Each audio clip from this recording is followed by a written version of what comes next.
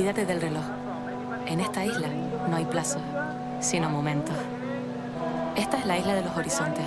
Y tu única tarea, coleccionar atardeceres, pasar tiempo con los tuyos, contar estrellas fugaces. Puedes estar aquí en un instante y saborear la quietud de sus días. Llenar esos días.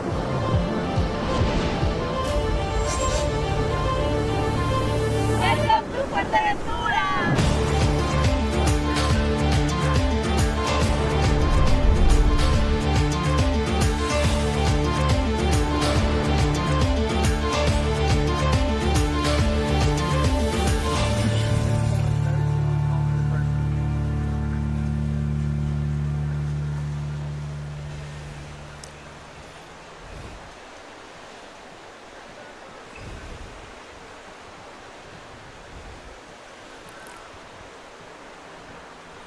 Okay, welcome to Fuerteventura 2023. We are on, we have wind, that is the beautiful beach of Sotavento, and it is looking proper good for slalom action right now. I know the question will be, are they going to be on the fin or are they going to be on the foil?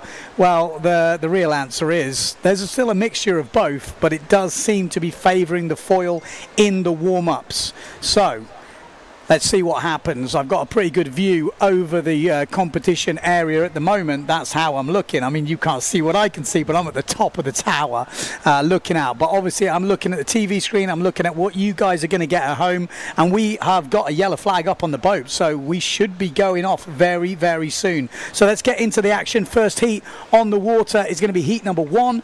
Macker, we've got Edouard, we've got Kuhnum, Vorenberg, Goya is here, Simon Petter from the UK, Sokos and Benedetti. Okay, that's, yeah, we're gonna, like I said, we do have a drone. We have a local drone company doing the drone stuff. Wormer is, they were flying for the Star Wars people. Let's see how his Jedi flying is, but we should be going straight into the action. Yeah, I'm not sure what's going on with that camera, but hopefully, like I said, we will get that sorted out as soon as possible. But we have got some big action. So what's the news? What is different here in Fuerte? We've obviously just done Pozo. We saw the foil win out in the end, and they are talking about maybe a similar thing here in Fuerteventura. But there are still a hardcore fin riders out there, but we've got a hardcore foiler. Nicholas Goya is here. He just did 41 knots. I did say 41 knots. It's a world record. Obviously GPS world record. So it doesn't count as an official 500 meters, but in terms of GPS, this guy is the fastest in the world. 41 knots, just 41.01 or 02 or something like that, which is insane. And he will have an advantage. You know, if it's not an advantage being the fastest foiler in the world, he has another advantage, which is this is maybe the only event he's going to do this year because he's concentrating on the Olympic type stuff. And he can register 2 front wings for just this event. So because of that, he can go very small in the front wings. So he's gone for a 360 as his smallest wing, which is kind of like a speed wing. And we know with a 360 front wing, he is going to be so friggin' fast that it'd be hard to bet against him winning this competition. Let's see how it will play out, you know, in the holiest section of the course. Maybe it won't count against him. He's also registered a 425 or 480 or something like that in the 400 range, which that is smaller than some other guys have registered as their smallest wing, just to give you a bit of a comparison. So there's crazy stuff going on, obviously, with the foil and the fin, and we're going to be bringing you the action.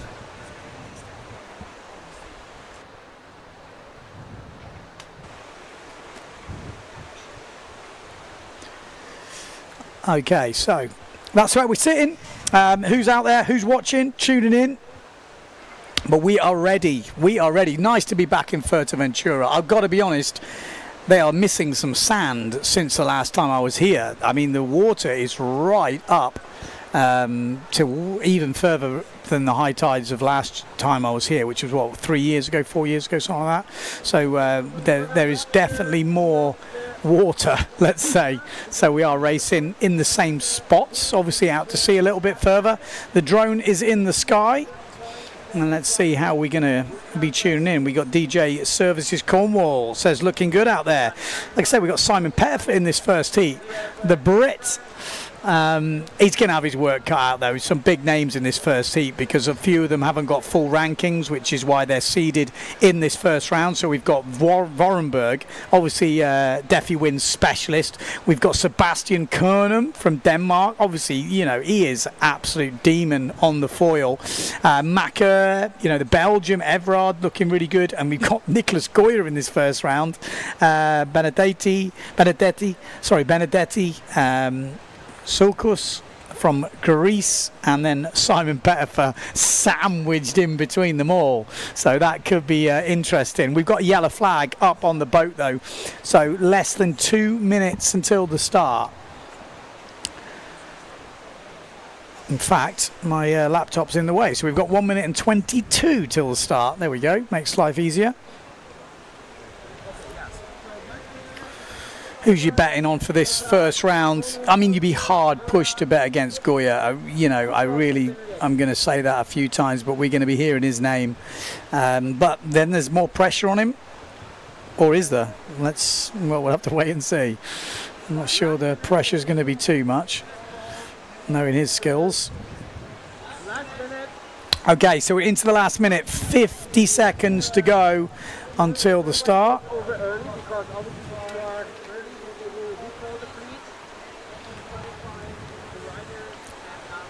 In the comments, fin or foil, what's your favourite? In terms of doing it, what's your favourite? I mean, Maciek, he's been doing this sort of stuff all the time. I don't know if he's psyching people out, but he's doing the Jedi training. I'm going to talk more about that as this week goes on, but it's freaking me out. I don't know about the other competitors. He's like juggling balls before the start, which, you know, some people like to do that. Calms you down. Here we go. Lining up. I don't think we'll see too many people pushing, but Mr. Pettiford might be pushing in this early rounds, and someone's very early up that top end.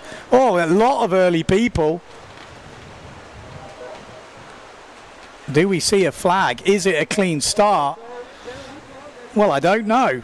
It looks like they're all going, but there was definitely some people who were a little bit early on that first one. So Nico Goya takes the lead on this closest board to us. You can see devastating speed on the Phantom gear down that bottom end. We've got someone flying along. Oh no, so it is a general. Yeah, it is a general recall.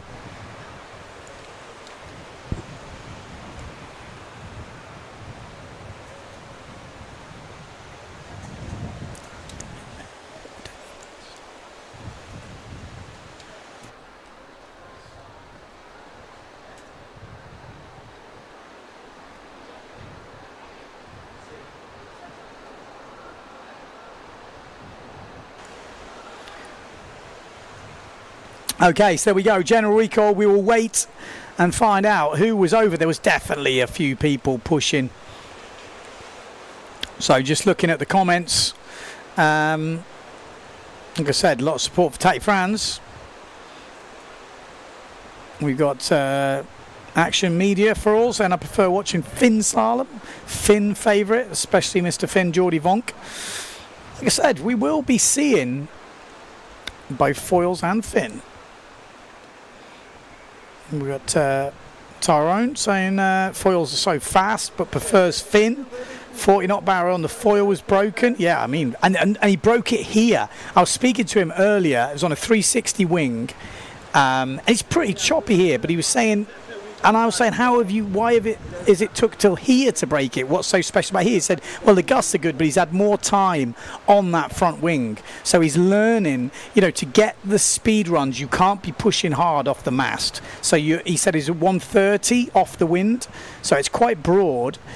And also you need to ride pretty high, because otherwise the drag of the mast is what slows you down as well. So you've got to ride really high. So it's an interesting one, but 41 knots, that is absolutely crazy.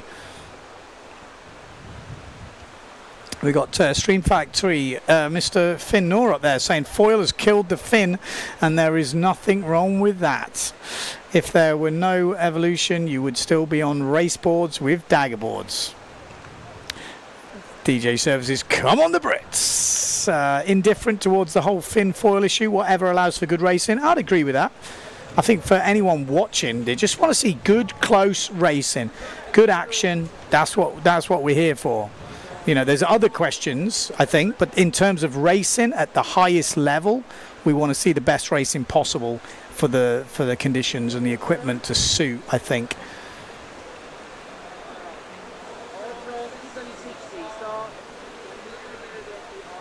Good to hear you, Ben. Well, it's good to be back. I do like Fuerteventura. It always guarantees. I don't even look at the forecast here. You're just like, yeah, it's windy. Let's go. But it's really interesting for me, not being here for a few years, to just see how little sand, or how much sand has gone, because there's still a lot of sand, but how much is left. So general recall. Let's obviously do some delving into who was over. I'm a little bit out of sync with a few things at the moment, so I apologise. I'll just open up a few more tabs, because they definitely know more than me. So a little bit of information. Nicholas Goya is on an 81 wide foil board, so not the 90 that you can, the max. So he's on a smaller foil board. He's on a 5-1, and I'm pretty sure he's got a 360 wing, which I think it's windy today. It wouldn't surprise me if he's on the small one, but you know, his bigger wing is a 4 something, which is also small, so he could be on either. We will find out. So just waiting to still hear about who was over the line early. Kurnum, oh my god. Well, I didn't expect to see that. So Kurnum's over, Sukus is over, and Benedetti's over as well. So there we go. Only 5 sailors remaining in. 4 will go through. Come on, Mr. Simon Pettifer from the UK. Yes, I know I'm biased, but I'm from the UK, and I'm going to be cheering on the Brits, because we ain't got many. Who are you cheering for out there? Come on, let me know who you're cheering for. I'm sure you've all got favourites that you're tuning in to watch. Who has got the most support out there? Like, let me know. Obviously, you've got friends, I guess. That's why you're tuning in. But just who's got the most support? Let me know in the comments on YouTube. Who are you cheering for? I would bet that Tati Franz has got a fair few supporters. But let's see. Okay, I'm going to read them out. Tati Franz, there we go, 1 vote. Jenna Gibson. Pierre Mortefon. Tati Franz again. Oh, Tati's in the lead. Like I say, I know some of you are watching on the TV, so you're not able to put in the comments. So, flag is down. We'll be going into the start. We've got Martini, Jordi Vonk, rooting for Nico Preen, Johan So, the Beast. Yeah, Nico Goya, Giacchino. It's pretty even. Jordi Vonk, Nico Preen. Benedetti. Oh, no, you're going to be upset. He's already out. Johan So, the Beast. Nico Tati going head to head in this. We've got 30 seconds to go. We've got 5 riders in it. Only 1 guy will miss out. So you've got Macker, Everard, Vorenberg, Goya and Pettifer. That's your 5 riders.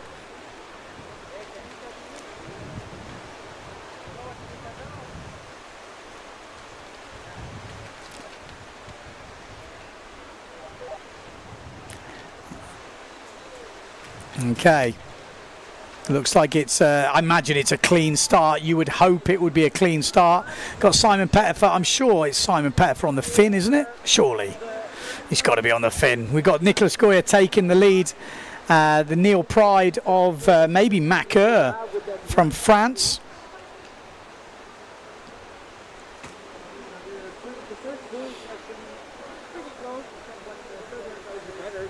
Okay, just trying to pick out.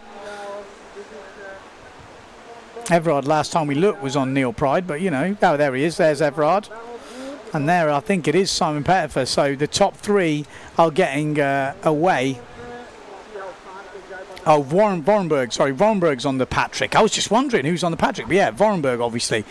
So Goya leading it. This is going to be a pretty cruisy race by the looks of it. Only 5 riders in it. Nicholas Goya is outpacing the drone. He's already gone underneath. So Nicholas Goya out in the lead. We've got Macker in second. Then we've got Vorenberg in third place. Fourth place is going to be Everard from Belgium, and then we've got Simon Pettifer at the moment in fifth place. But Goya already showing his speed. Obviously early round, you can see he's touching down a few times, so maybe doesn't have as much lift. So maybe has gone for the smaller wing. It'll be interesting to know. Guess as we go into this competition, we will start to work it out. There we go. 2 wings from Nicholas Goya, 4.75 and a 360.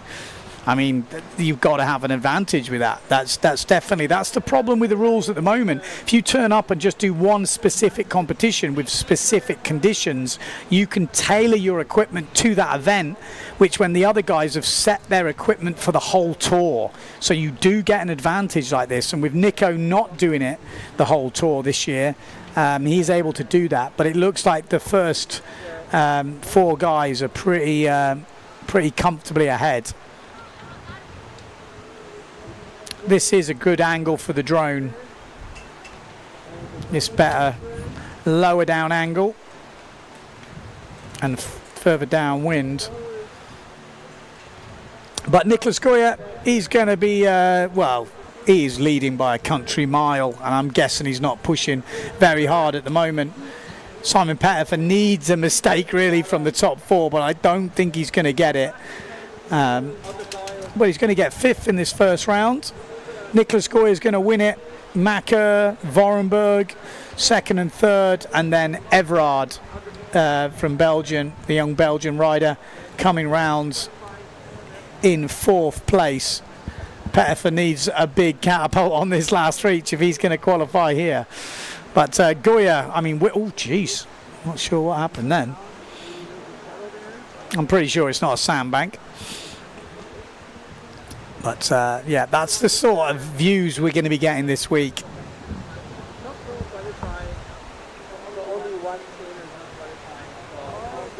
There we go. So like I say, we're going to cruise this first round. This is like a one-off first round before we get into the quarterfinals and then semi-finals and then winners finals. Pretty much the same size fleet, maybe a tiny bit bigger than in Pozo, but pretty similar. And it's going to be a full fleet racing for the women as well. So it will be the same kind of format as we saw, like I say, over in Pozo. We're going to do heat number 1 for the men, and then we're going straight to women's final. So women's final will be next. But a pretty easy, comfortable win for Mr. Nicholas Goya there.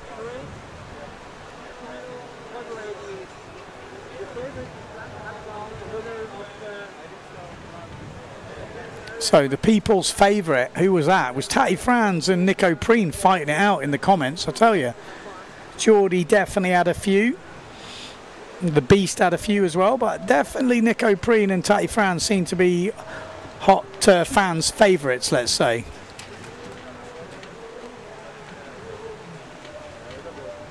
Will that change through this competition? That's what we will also work out.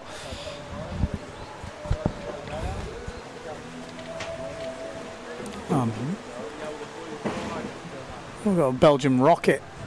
Might be joining us, or is he just coming up for a look? Okay, we're gonna stick in Dieter van der Eycken. Let me just check. Let me know if you can hear Mr. Dieter van der Eycken. Check. Check. Hello. Sounds pretty good.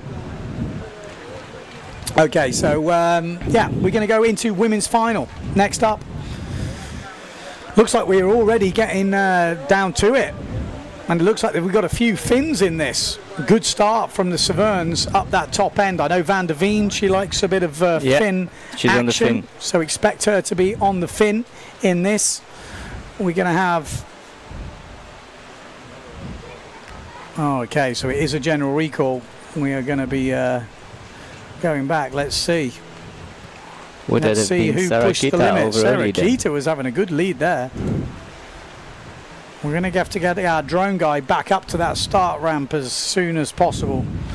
Because as we know, the drone is obviously the best shot. So just to give you a rundown of this women's fleet, we've got Alabao, obviously winner over in Pozo. We got Lemaitre, we've got Mortefon, Gibson, Van der Veen, Davico, Offringa. We've got Miss Jackson is here from the UK recovering from her injury. Shoulder, and no? we've got Balagalini from Italy. We've got Van Hoon from Belgium. We've got Hugendam. Yeah. And De Jong from Bonaire. We've got a fair few Dutchies in this. Definitely. Racking them up. There is some pretty young ones, isn't there? From Yeah, I think De Jong is actually, it's her name, De Jong. It's De Jong. like De Jong. being young. She is young, isn't she? And she's very young. I think, what, 14, 15? Yeah, she looks young. I've seen her earlier. It looks very young. Yeah. So she does the freestyle as well, I think, if I'm not mistaken. Okay. She's going to be doing good. I do remember seeing her on... Is she on starboard or something? Yeah, Because I starboard did and see a heel video a while ago now. I remember sharing it on Windsurfing TV, but it was a young ripper from Bonaire. So I'm exactly. guessing... I And then think I've it's seen her her. at the World Cup, so that's good news to see that it's working and pushing through. Yeah, fresh blood. I think that's very good. So, So yeah, there was quite a lot of Finns on the course out there, wasn't there? More so than we saw. in Pozo, Well, no, actually, the women do Similar. seem to favour the Finn in that windier stuff because it is windy out there, slightly offshore. So maybe it gives a little bit of a false sort of sense of how light it looks. Maybe I don't know, but it is windy, isn't it? There's some big. yeah, I think it's like 25 knots. Yeah. Quite consistent, maybe outside even more. Will be all about the jibing, I guess. But the good thing is, I think here the wind kind of stays more consistent through the course. I think in Pozo, as they were coming to the finish line, those last two buoys were very light, and I think here it's quite similar everywhere. So it's a bit gusty, but I think if you have the right experience, you can still get far on the fin. Yeah, as well, especially in the women. We saw that Sarah Keita, obviously giving Blanca Alabao a good run for her money, and let's see, one event practice might change things as well, because Pozo is difficult. He is difficult, but we might be seeing that. We're just waiting to hear who was over the line early. Yeah, I think I was talking to her before, and she felt quite confident on the fin. She's still on a 6.5. So Really? She's still on a pretty big sail. But she Okay. did some lineups yesterday and the day before with the girls. She's like in a straight line, still at least as fast, if not maybe a bit faster. So if she gets a good start and she can jibe very well, then I mean, she was up there in Pozo as well. And like I said just before, I think here the wind stays a bit more consistent, so there's less disadvantage towards the fin than maybe in Pozo was. I think we might see the Finns pushing. In the women's fleet especially. I think we're going to see maybe a bit more, because we saw in those good runs when it was a bit flatter, Gibson and Sarah Keita look good. So yeah, this is the elimination. It's basically a one heat final, so full fleet women's racing here, which proved to have some amazing competitive races over in Pozo. I mean, it was some of the best racing actually, both the men and the women. Some of the women's races, I would say, were probably more exciting to watch. I won't lie. They were definitely right up there with some of the best racing I've seen in that women's fleet in terms of competitiveness. Different winners. I think we had 5 or 6 different winners, Yeah. which is pretty crazy in the women's fleet. We haven't seen that for years. No. If we've ever seen that. I don't know if we've ever seen that many different winners in a women's fleet. It's not usual to see that many different winners. No, I'm trying to think. The only thing I can think of is maybe New Caledonia. There were a few different winners, but then still no not way, even that much. It wasn't 6 or something like this. No. You might see 3, 4, maybe, you know, but Yeah. getting up there, 5, 6 different winners, crazy. Okay, so 44 seconds to go, women's final. I'm still waiting to hear who was over the line. Maybe no one was. We've seen that before. Obviously, they have the camera on the line, so they're gonna look back. Yeah, I'm not hearing anything.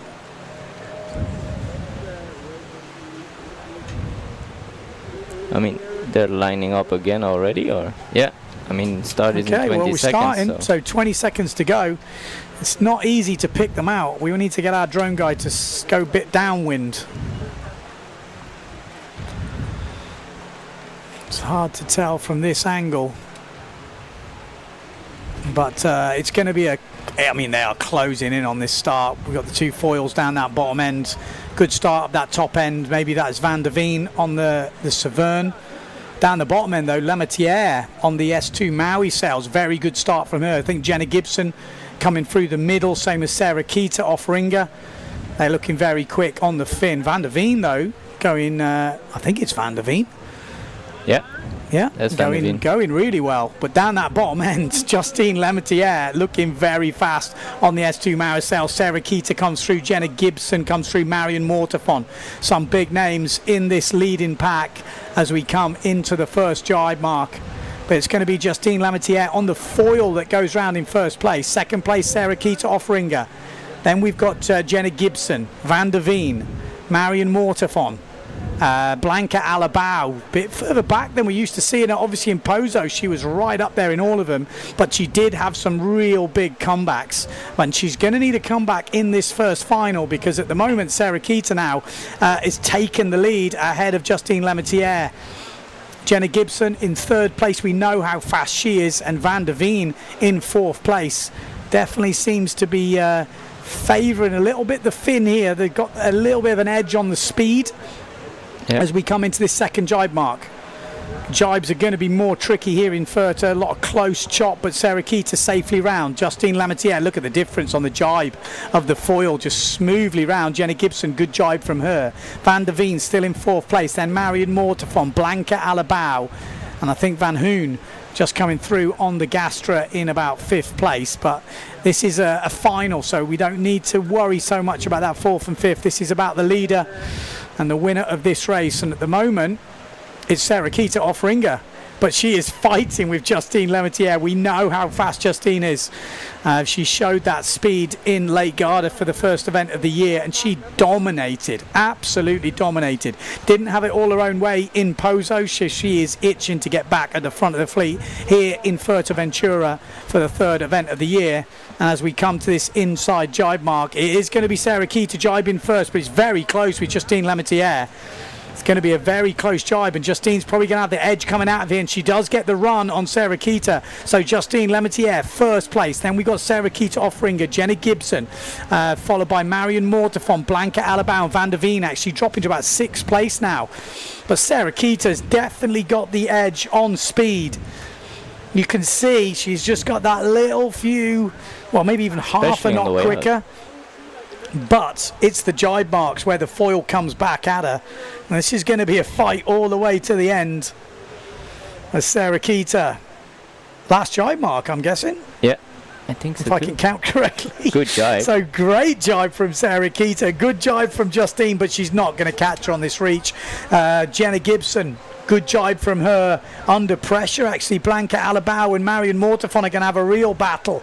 But out in the front, Sarah Keita off Ringer looks like she is going to win the first final of Fuerteventura 2023. And a solid performance from Sarah Keita. Kept it together all the way round. A great race as well from Justine Lematiere on the foil. But Sarah Keita off Ringer from Aruba draws first blood here in Furta. They're going to be doing lots of racing this week. So it's not just going to be over bish bash bosh. There's going to be lots and lots of racing, and we're going to see discards, no doubt about it. But Sarah Keita wins it. Justine Lematiere in second place. third place will be Jenna Gibson, just ahead of Marion Mortafon. Close battle with Blanca Alabao. So Blanca all the way back in fifth place there. I think she didn't have the best start in Pozo either, so probably she still can fight back. She'll find her rhythm. Yeah, Van der Veen just coming through. Yeah, I think that's it looks like those riders have a bit of an edge on the rest of the field. They have really pulled out on the rest. Definitely. I mean, great race from Sarah. 6.5. I think she was pretty spot on in her saying that good. In a straight line. I think even on the way out, I seemed she was kind of accelerating more, which is kind of surprising, I would say, on the way in. But maybe on the way in you're like backing into waves, so that slows you down always, and on the way out you can kind of fly over it. Yeah, I think that's the thing here in Fuerte. I mean, when I've sailed here before, you've got to be on it, but you can literally go from top of the chop to the top of the chop. What happens is when you get out of sync or when there's a bit bigger swell, it sometimes gets a bit sketchy then. But when it's short, sharp chop, if you can get it dancing over the top, that seems to be the quickest point of sailing, and she looked like she had that down. Like you say, I think that was almost her fastest point of sailing going out. Exactly. That's where I was a little bit surprised, but actually it's logical as well, because on the way in sometimes you kind of get stuck here more when we're freestyling, and on the way out you kind of can fly a bit more. So, and every time on the outside jibe she kind of took the inside line and always was timing the little swell there is very well. So doing a very good job there, I would say. Good start, good jibes. Yeah, that's the way you want to see it.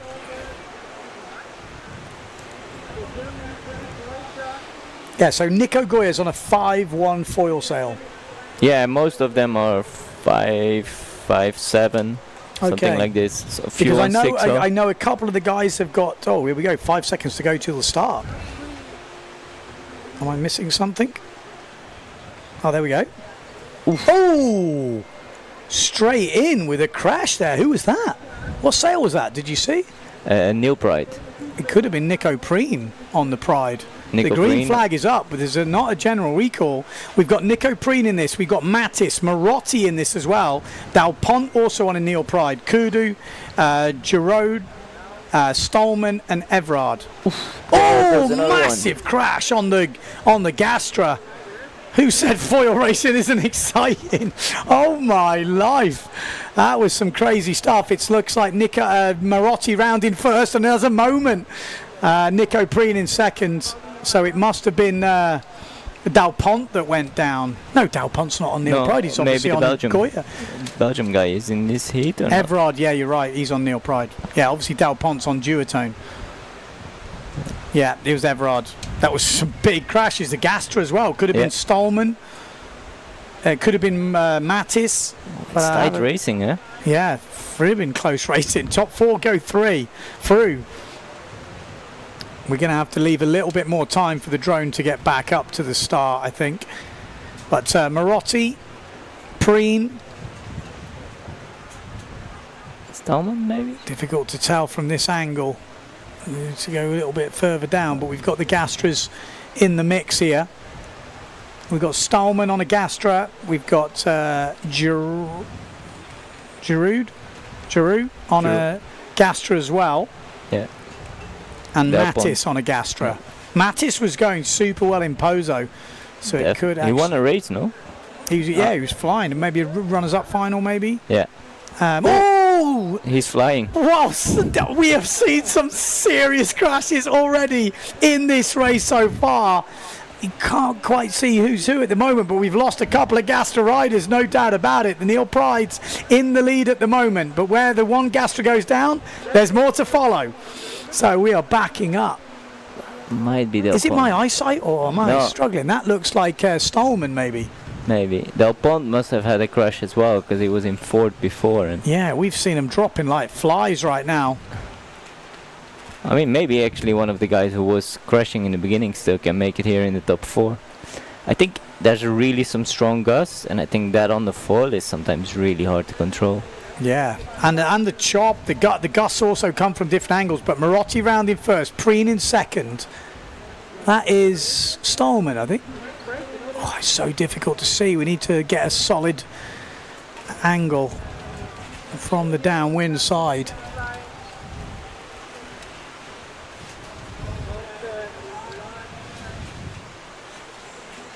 But Marotti, no doubt about it, in the lead.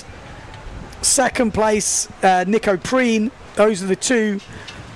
They've been here a long time already. I Yeah. think they came after Pozo, tested a few things, then went back home for a bit, and now they're absolutely smashing it again. Where's that fourth place? Is the fourth place well and truly done? Yeah. Yeah. Oh, there's some big gusts coming through. You're looking outside, it looks way faster on the actual real time. But it's Marotti, Preen. I would say Mattis, but I really don't know. Giroux. Difficult to see those Gastras. It's all blurring out. Yeah. Del Pont just coming through on the duotone. We'll have to get you official results as they come through. Apologies about that. Yeah. Everts in 6th. Yeah, it's hard to tell all the Gastra guys apart as well. That's what I'm they're saying. The literally on Gastra the ones are so difficult. They're on the same gear, they have the sticker in the same place. Yeah. Some binoculars would be good. But yeah, definitely a few crushes out there. See a few guys actually coming in and switching to the fin, so maybe if you're not completely comfortable on the foil, you're like, oh, we're already in the next race, or no? No, I don't think so. Who's in the next one? Next heat, we've got heat number 3, Vrieswijk, Vonk, Mortefon, Boord, Van der Heuvel, Hooper, Heuvel. Rocha and Macker. Not easy, these heats. I mean, straight into No. quarterfinals, so, Yeah, you know, that's really very, big. very solid heat, I would say. I think Hubert didn't do Pozo. He's very quick on the foil. Yeah, there's a few guys actually. So yeah, we had Marotti winning it, Nico Preen in second. It was the Brit in third place, so Stolman, and then it was 997, which is Giroux, is it? Oh no, it wasn't. It was Mattis. So Stolman and Mattis on the two Gastras, and it was Giroux who Missed out. he went down pretty hard on that Yeah. reach. That was a solid crash. So yeah, this is a tough heat. Vrieswijk, Vonk, Mortefon, Boord, Hooper, Rocha, Macker, Van der Heuvel, Boord. Yeah, it's not Solid. easy that. Yellow flag is up, so 1 minute 40 on the clock. It doesn't look that windy, but I think it is pretty windy. Yeah, I mean, there's definitely some big gusts coming through.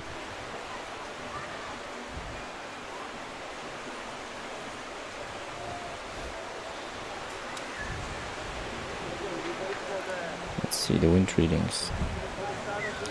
Yeah, I mean, you can't complain at this. I mean, this is just early rounds as well. You know, we are getting towards the business end, but we are straight in early rounds, and the early rounds are quarterfinals. So we are in quarterfinal stage. Obviously, after this, we've got semi-finals, and then the runners-up final and the winners' final. Yeah, it's gusting So- up to 28 wind readings say, and you can kind of add a little bit to that sometimes. So, Gusts of what, 30 odd? yeah, I reckon. Yeah, gusts of over 30 knots on the course right now. 45 seconds to go. Heat number 3. You'd expect Vrieswijk to be on this. Is Vonk on the foil? Is he Yeah. on the? Yeah, he's on the foil. Okay, so he's on minimum 6 meter. No, he's on a 5.4. He has a 5.4 Oh, he has a small. foil. Okay, but his foil's pretty big. I think so. Yeah, he's got quite a big foil. I spoke to him the other day, so he is getting some serious lift. So we'll With what see we've that. seen before. It's not what you Mortefon. really want. Mortefon as well. Board. It's going to be a good one. Heuvel. Let's see if...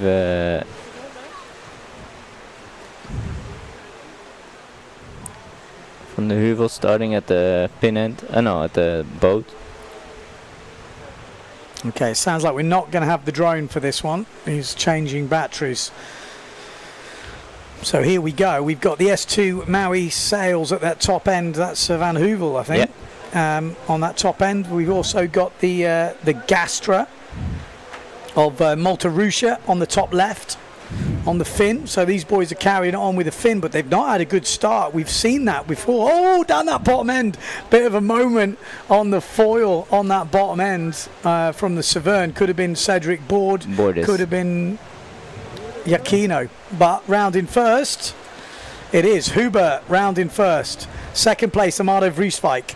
Then we've got Pierre Mortefon, I think. No, I think Mortefon, Bordes, and then I Vonk. think Vonk is a bit in the back. Yeah, a little bit further back for now. It looks sketchy, doesn't it? You can just see the way people are moving, that they are on the edge of destruction. And we saw it before in the heat. This is only the quarterfinals, so keep your eyes out. We are going to see some carnage in this, no doubt about it. Round in first place, though, William Hubert, looking pretty solid. He was I think he's the foil speed world champion. Could be. Reigning world champion at the moment. We do know, Nicolas Goya did 41 yesterday on the GPS. Not an official world title or championship, but still, we know what that means. It means Nicolas Goya is the fastest guy in the world right now. By far. But out in the lead, Amado took over now, no? yeah, Amado Vrieswijk. He's got that beautiful Turkish toilet stance. He's soon to be doing the job, though, doesn't it?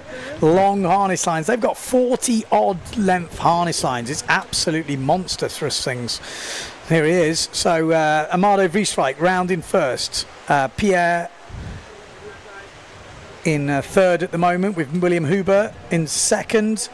And then we've got, Cedric Bord just going ahead of Jordi Vonk. It's been ahead the whole time. They've been fighting, but that was a bit of a dodgy jibe, so I think it might get close. It is Jordi. Yeah. In fifth. Well, I'm 95. Yeah, exactly. Because you start to doubt yourself when you can't quite see. But out in the lead, there's no doubt about that. It's Amado Vrieswijk.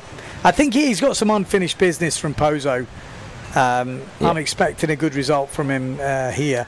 So Amado Vrieswijk, then we've got William Hubert, then it looks like Pierre Mortefon and Cedric Bord fighting out with Jordi Vonk. And at the moment, Jordi Vonk just goes in ahead, just cuts inside on that last jibe mark, and that is going to be advantage to the Dutchman as they come down this final reach. It's always hard when you get past on the last jibe. Yeah, too right. It But he looks was under pretty pressure. solid now, though. Keep your eye on that fourth place. We saw that big crash, if you've been looking at Instagram or Facebook, where Jordi Vonk got a massive smack to the head with a mast, dented his helmet. I mean, just goes to show. But Amado Vrieswijk wins it. William Hubert second. Third place, Pierre Mortefon, and then Jordi Vonk in fourth place. Cedric Bord just missing out. They were on the limit. They were both pushing. I think someone on the foil in sixth, and then Van der Heuvel seventh. Yeah, they're on the limit. No question about it. It's breezy today. It's getting windy. Definitely. Here we go. Next tee up, heat number 4. We've got Becker, Baldorf, Giacchino, Mercure, Van der Berg, Winter, Franz, and Goya. Not the unseeded rider you want coming through, is it? No. Goya, because he's 4 fins, 4 foils. Yeah, that's interesting. Goya's gonna throw the cat amongst the pigeons here. Obviously, Becker, we know, has been going very well on the foil. He's had a kind of a breakout year this year. Definitely been kicking. Yeah, I think 7th, 5th. I mean, if you're not German, you've probably never heard of him. No, I Until mean, this year. if you were in Tenerife, he's been there the last 3-4 years, so we kind of knew he was coming. But Yeah. from outside, you probably didn't know. Yeah, from the outside, seeing someone break into the top 10. I mean, it's his first full year on tour. And it's pretty impressive so He's still far. quite young. He's still pretty young. Yeah. No, Puts it's in a lot of really work. interesting. Really interesting to see. 35 seconds till the start, so will Tati make it through on the fin? Yeah, it's going to be hard. From what we've seen so far, he looks very difficult. You need to ping the start to give yourself any chance. Are we going to see him over early? Yeah, but that's Tatty Franz's MO, isn't it? over the line early. Here we go, lining up. We've got a couple of 0.7s in this. Winter. Here we go. Tatty is going to get a good start, though. Oh, it's close. It was definitely close, but Tatty Franz with a good start. Out in the lead on the 0.7, and he is blasting through. He's got some speed here. Also got on the Gastrosail. Who is that on the Gastrosail? Daldorf, obviously. Yeah, Daldorf on the fin as well, fighting it out. We've got Goya looking very good on that Phantom equipment, just about to take the lead. You can see holding off Tatty Franz, and then Matteo Giacchino in third place at the moment. So Goya round in first, Tatty Franz second. Then we've got Daldorf and Matteo Giacchino. Well, I just assumed it was Matteo Giacchino on the Severn, but we do have Mercure, but I think it's more in the back. Yeah. I mean, Becker is fighting now. I was about to say, we've got Becker in fifth, so he's not giving up. But the Finns look pretty solid right now. Yeah. Look at that. Tatty Franz down this bottom left-hand side of your screen, and Ingmar Daldorf. They look a bit more comfortable here than in Pozo, so maybe we've got a chance. And that would change things. People's opinions, people's choices for the next races could change if these two could qualify here and knock out some names. And back it goes down, and that's him, done. That was a bad crash. The way he fell then, I don't think he's coming back from that. Mercure getting a good run up as well, huh? Yeah, that is interesting. So there we go. Just goes to show, everyone's saying, me included, it's easy on the foil, you just go over the chop. Problem is, when you've got those big gusts coming through and you're teetering on the old foil, it ain't so easy. And there we go, our first victim, Michelle Becker, going, looks like he's going to be out at the quarter-final stages. Still a long way to go in this race. Nicholas Goya looking very much in control of this. Tatty Franz looking very good on the fin, keeping the fan base alive. Daldorf, hardcore Finn rider. Talk of him maybe not even competing next year, unless there's a Finn only tour. Could that happen? There is talk. There is talk. Let's just see. At the moment, it's Finn and foil. You choose your weapons. But Matteo Giacchino not making much ground on the Finns. No. Is he pushing? Is he relaxing? Well, we don't know. But from what I've seen, I don't think he's taking too much risks. He doesn't. He just needs to, I guess. You're right. But Goya looking good. Tatty Franz, Daldorf, they've held off everyone here. Yeah. It really hasn't looked like anyone was going to challenge him.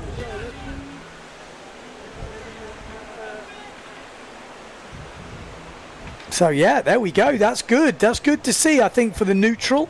That Laurel likes to support the underdog, which the Finn is the underdog right now. Let's not go about it. But all you have to do is, if you're thinking about that and you're cheering on, just look at Nicholas Goya at the front. It's crazy. I'm looking out the window here, and he is absolutely motoring. He looks so comfortable. And he has just crossed the finish line now. Tatty Franz, Ingmar Daldorf, second and third. And then Matteo Giacchino in fourth place will be qualifying for the semi-finals. Will be good races though. Yeah. Will he be switching to the Finn? Mercure very good, fifth, just misses out, but yeah. I think Tatty Franz has just gained some more supporters if he could. Yeah, exactly. Let's have a look. Well, apparently we've got a bit of a replay of that crash. I think Becker really dug on the inside of that jibe, and that kind of set a lot of pressure on the committed floor. on Wow. Yeah, that was, he went really wide and then tried to pull it back, and yeah, I mean, before we could see that he kind of dug on the inside of Matteo, and I think if you jibe very tight on the foil, it suddenly gives a lot of lift. So he tried to save it by straightening out, but it was gone already. It was difficult because he had to make a move on Matteo, Definitely. because Matteo was the only one he really needed to be ahead against. Foil versus foil. We saw Matteo didn't make much ground on the fins, so that would have been the fight. So he had to push, and maybe he thought that was his chance. And you've got to try and take those chances, that's for sure. I think it was the right call to make. It just didn't work out. Yeah, you've got to go. You can't. At this stage, quarterfinals, you've got some big riders. Just doing a bit of covering up the foil. Yep. Secret squirrel. Is she gonna go to the fin, Martefon? Oh, maybe you call it. Maybe you're calling it. I mean, she definitely did put the covers on. Seems strange if she's going to use it again. Exactly, and I think they're gonna do another heat before the semis, or Yeah. how does it work, or after the semis? Well, we've got this men's last of the quarterfinals. So Alexander Kuzan, then we've got Bruno Martini, Maciej Rakowski, current tour leader, who's been juggling balls all morning. Yeah. Let's see how that affects his racing. I'm looking forward to this. We've got Jules. He is a hardcore Finn rider. Slowberg. Johan So, the beast, is in this. We got Tieme, hardcore Finn rider as well, and Vorenberg. This is another tough heat. This is very tricky because we've got riders that are not kind of ranked coming in. Johan So, one of the best in the world, ranked in 6th. That's why he's seeded in 6th. So this could be very, very interesting. Yeah. What we place see a did he big end name up going in out? Italy? In Italy, he was top 3, was he, or 4th? Maybe just missed out on Maybe the he's podium. 4th. Maybe he's 4th. Yeah, I'd have to have a and then couldn't sneaky come. look. he My couldn't- brain is lying to me right now. Yeah, because what's the name ended up 3rd? Aussie, Thailand. Yeah, And Pierre jumped up to 2nd. I think the Beast finished 4th. yeah. It was super tight, that racing. Very, very. Nice and warm there. Don't tell me about it. This is lovely. This is like paradise. I've got to be honest, when you see the views from here, everyone at home is just going, oh my God, get me there. It's getting windy. If you look outside, Yeah, it's how cranking. much? It's 2 o'clock local time and it's cranking. Here we go. This is going to be a pushed start because it's very, very heavy on the fleet here. So it wouldn't surprise me if it's a general, but we're about to find out as they all fly down this first reach. We've got Lohan Jewel on that S2 Maui sail up this top end. We've also got Jimmy Tieme on the duotone on the fin, also up here. We've got Johan So, the beast, is leading. Is he? I don't know. No, the beast is in 2nd place Second. right now. First is Maciej. Yeah, Maciej. He's changed the colour of his sails. They're not pink anymore. So Maciej Rakowski in 1st place. Then we've got the Neil Pride of Bruno Martini. Johan So, big crash. 2 crashes, 2 down falls the other down. side. Martini. We didn't see who that was, but it's going to be interesting, this. Jimmy Tieme is pushing on the fin. We've got Alexander Kuzan on that Patrick sail in 4th place at the moment. Johan So in 3rd. He's a big beast, that guy. It's massive. Absolute monster. He's 19. Yeah, he's really young. Very young.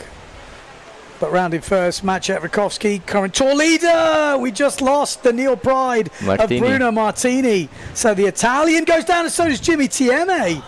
That wasn't. Was that Jimmy? Yeah, it was Jimmy going That's down. Jimmy. So now it's like last man standing going on here. Maciej Rakowski leading, the Beast in 2nd, Alexander Kuzan in 3rd, and then we've got Slowberg, I think, on the duotone in 4th place. I'm not sure I like the red sail from Maciej. The pink sail was definitely easy to spot him. Yeah. Has he gone away from pink? Maybe it's psychological. Or they're maybe just checking every event a different color to see what which they is the want. fastest. They do say racing red, like the Ferrari colour. Oh, a little moment. It looks like a Severn. That's the only problem. Yeah. The same colours, red. So Maciej first, the Beast 2nd. Alexander Kuzan in 3rd. Then we've got Slowberg. Schauberg. Okay, that would be good result for him. I think that's a duotone, wasn't it? Yeah, It wasn't Warrenberg. it was a wasn't duotone. Patrick. No, I'm now he's going to be questioned about the Patrick now, because I just assumed the Patrick was Kazan, but it could be Warrenberg. Warrenberg. I can't see because we've only got one Patrick rider to gauge off. But Maciej Rakowski, current tour leader, looking solid. Keep your eye on that 4th place. Oh, it looks pretty wrapped up, but there is the duotone coming back. I mean, coming back from the dead. If he comes back from a crash, I don't know. He's not going to be able to do it. It's too little, too late. But this is the last reach. Maciej Rakowski, the beast. Yeah, we need to go in on that 3rd place to see who it is. Definitely Maciej Rakowski.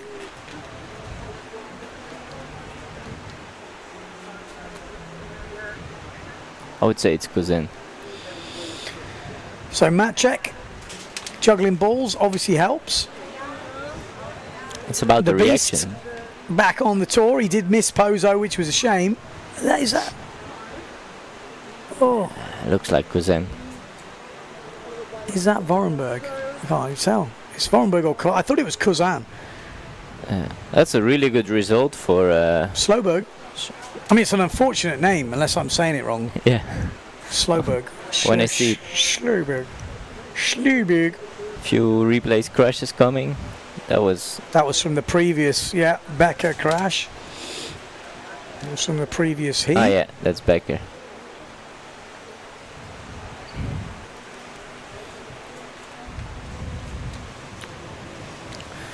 Okay, so we'll, again, I'm going to bring you the official results as they come through. But officially, last time, well, heats we've got through already.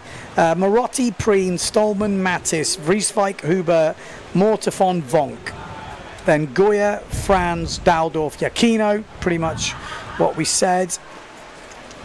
And then we are looking. Mortefon is on the fin.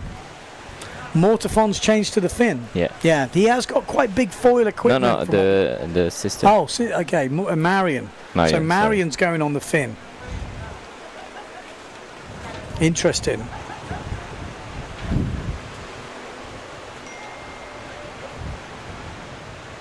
It was Slowberg. How do you say that? Slowberg. I have no idea. I'm not even gonna risk it. Okay, so apparently we've got heat number 6 next. Marotti, Preen, Stolman, Mattis, Vrieswijk, Huber, Mortefon, Vonk. This will be hotly contested like all these semi-finals. It's interesting to see Stolman after, he persevered with the fin over in Pozo, and actually straight away here he's gone on the foil. But it looks windier now. Look at the guys leaving the beach. Wow. This Howling. looks like we have got some oh, look at that. That is windy. We're going to have an interesting race coming up. No two ways about it. We is cranking. The wind is turning on.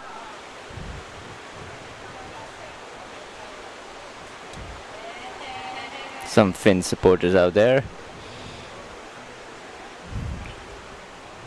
I want to see it get like 3 knots more and see a lot more Yeah. Finns. Yeah, for sure. Just a tiny bit more breeze and we would see Finn. I was going to say domination, but we won't see domination because we've got still Goya someone out there. that- But, exactly. but we would see a lot more Finn action. It'd be really interesting actually to see that. Like, it's been a long time since I've watched the top guys in the world just racing on the Finn together. Here we go. We are into the start. Who's your money on here? Well, obviously we're going to keep our eye out for Marotti. I mean, Preen's been going well. Vrieswijk, Huber, Mortefon, Vonk. Stolman could cause an upset. Mattis, but out in the front, look at that. On the fin, is that Jordi Vonk? Might have switched, no? He might have switched. It wouldn't surprise me. He does favour the fin, and he's flying down here, and he's actually just gone over the top of William Huber there. And that's what you've got to do. You've got to push these guys. It is Jordi Vonk as we come into this first mark. So Jordi Vonk rounding first. Then we've got Mortefon, Someone followed crashed by out there in the Mattis. back. Where's the Neil Prides? Where's Preen There and in the Marotti? back. I think one crashed just before. Whoa, okay. Yeah. Well, there we Marotti. go. That looks like Marotti. So Marotti in the drink at the first mark, and he's going to be not in this winners final. But look at who is leading. Jordi Vonk is definitely winning over some more fans right now. Amato's in the back. They're hardcore windsurfers out there. There's no fight between the foil and the fin, or maybe there is between some people. But I know the fin has got a lot of supporters out there, and the Dutch will be definitely backing Jordi Vonk in this one. Mortefon in second. Then we had Mattis doing really well. Well, there you go. That's the difference on the foil. His fellow teammate on the duotone, Pierre Mortefon in second. We've got the Phantom of William Hubert in third place right now, and Mattis, the other Frenchman, in fourth. Where is Amado Vrieswijk? He was fighting it out with Nico Preen. Okay, so we could see someone push through, but when we get to that other angle after this mark, we'll get a better idea of what's happening. But Jordi Vonk at the moment is throwing down the speed on the fin. Amado's he is coming still in hot. leading this here. Amado's coming in hot. Keep your eye on that red Severn sail from Amado Vrieswijk. Jordi Vonk goes round safely. Good jibe from him. Actually got the power down straight away, and Amado Vrieswijk is straight in the mix here. He's gone straight through the middle of Mattis and Hubert, and Amado Vrieswijk is already up into third place. He is a beast, that boy. He is the Hulk of all Hulks. Look at the stance. He's so powerful. He will break harness lines. He'll break booms. He'll break harnesses. Anything that is delivering the power, because he can just sit into it. He's a monster. Last jibe mark, Jordi Vonk. Could he win this semi-final on the fin? Bit bouncy from Jordi, but gets away nice and clean. Looks like Vrieswijk with a good jibe, Mortefon with a good jibe, and there's a real battle between Mattis and Hubert. Mattis on the right, Hubert on the left. Battle for fourth place. Who makes the winners final? This is a big battle right now.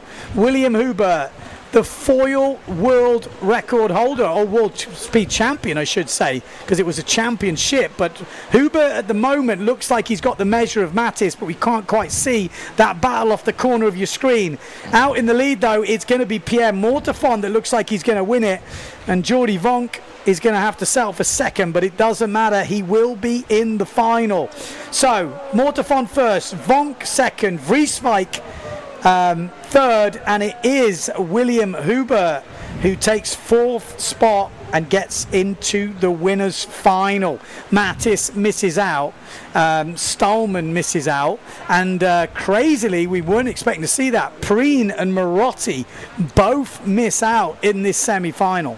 Yeah, I think Preen crashed. I think him and Amado were going close out to the third mark, and we just missed that, but I think after that he crashed because he was suddenly far behind.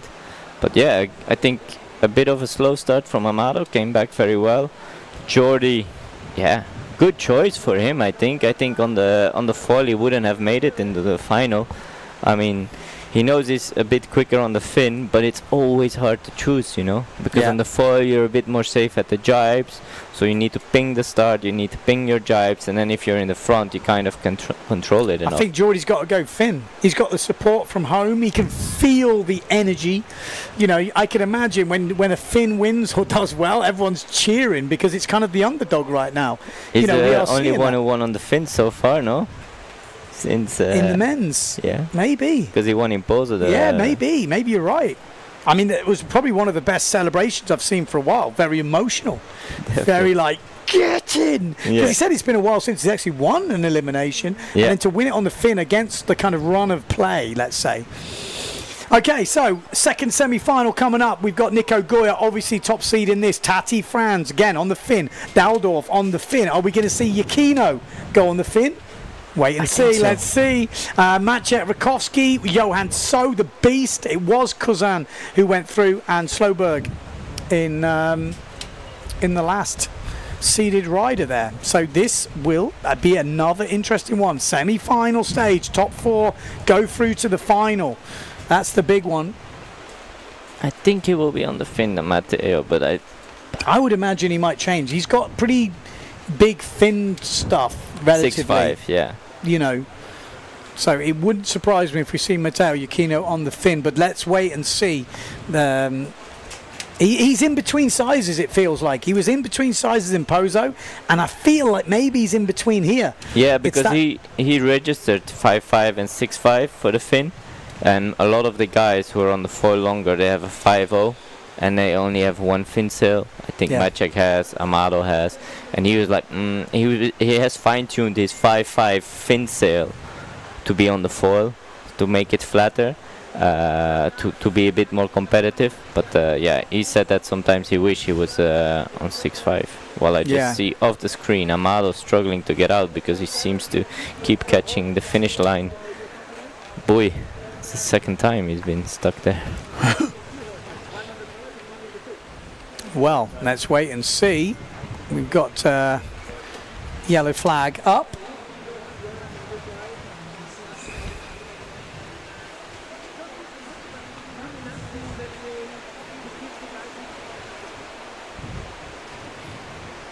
One minute to go until the start. So after heat number 7, which is this, we will have another women's final. I think Mateo's on the fin. I just saw out of the corner of...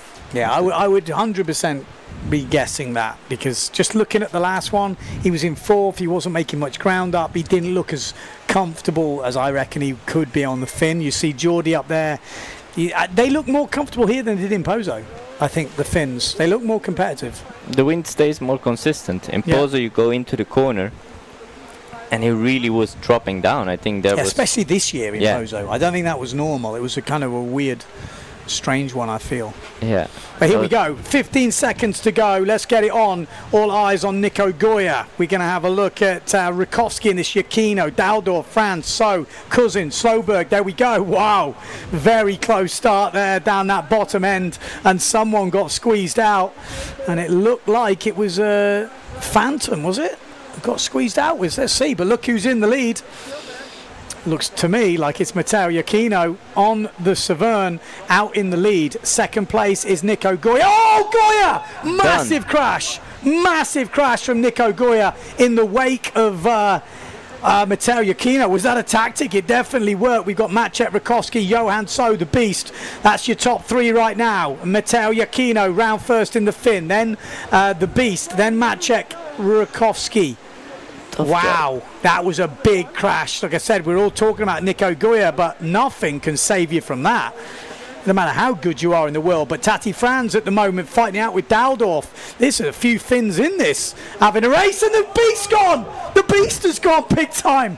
Wow, what a race. We've lost the Beast. We've lost Nico Goya, and guess who's standing? The Finns are still going. Hey, I can hear the cheers. I know. Let's hope everyone's okay, because they were big crashes. Oh, Tay France going for the inside line. Days of Thunder didn't quite work out for him. He's trying to off-put Maciek here. But Matteo Iachino looking very solid. We've got Daldorf as well. Tati Franz, but Maciek Rakowski also very solid in second place. Wow. And we saw firsthand those 2 crashes right on the screens. Savage. We'll definitely be getting replays of them because they were big time. Goyard is still in the water.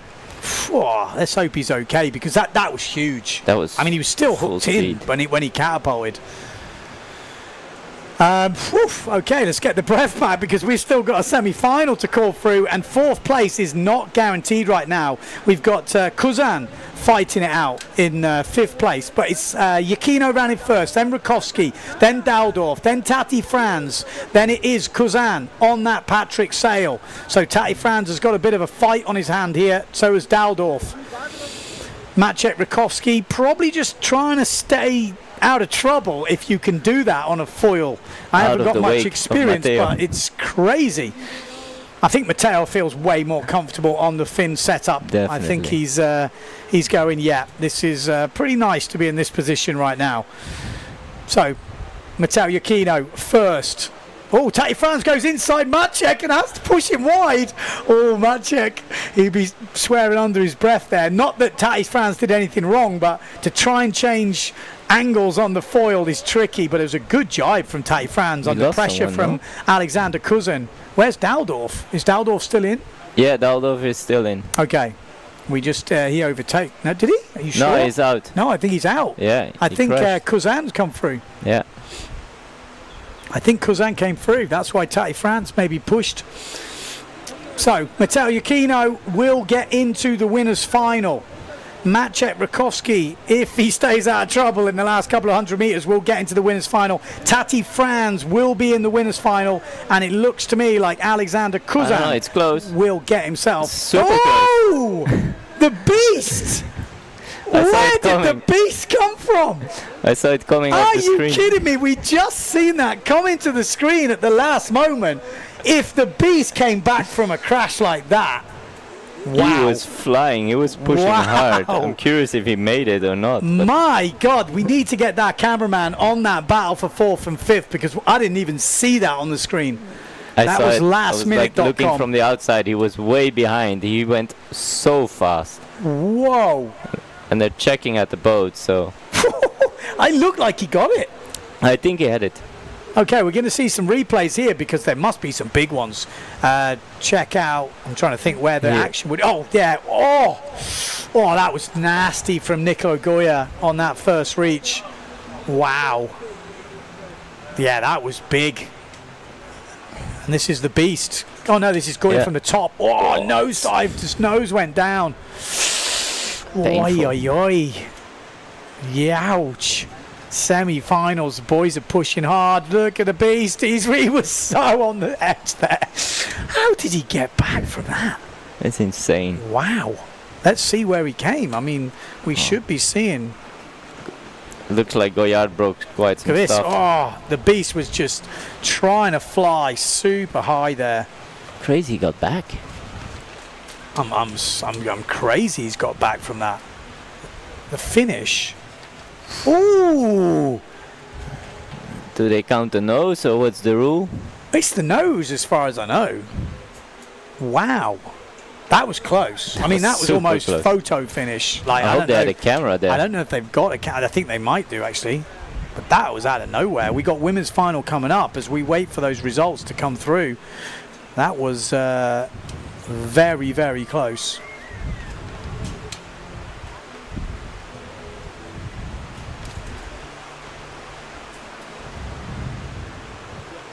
No results just yet.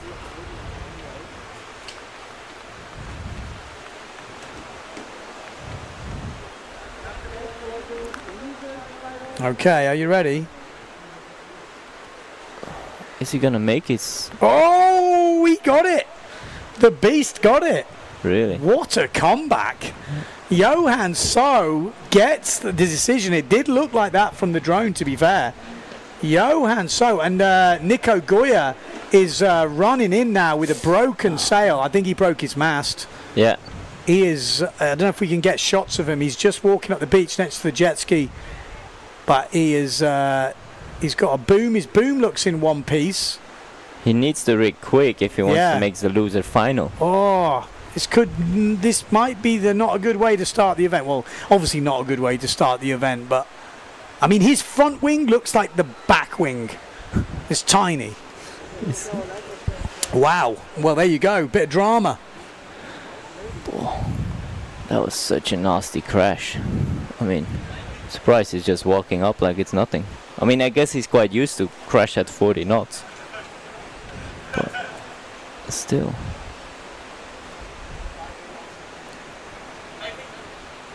Schoberg.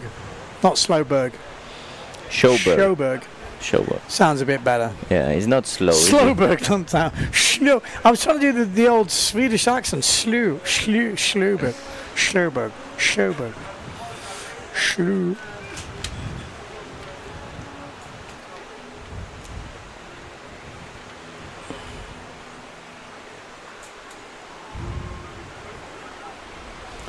2 minutes until the flag.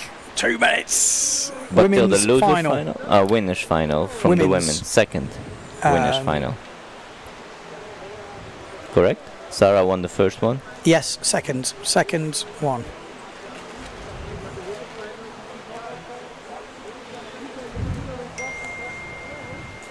Okay, sorry, I'm just having a little. So are we gonna get another Finn for the win? I mean, Jordi got second.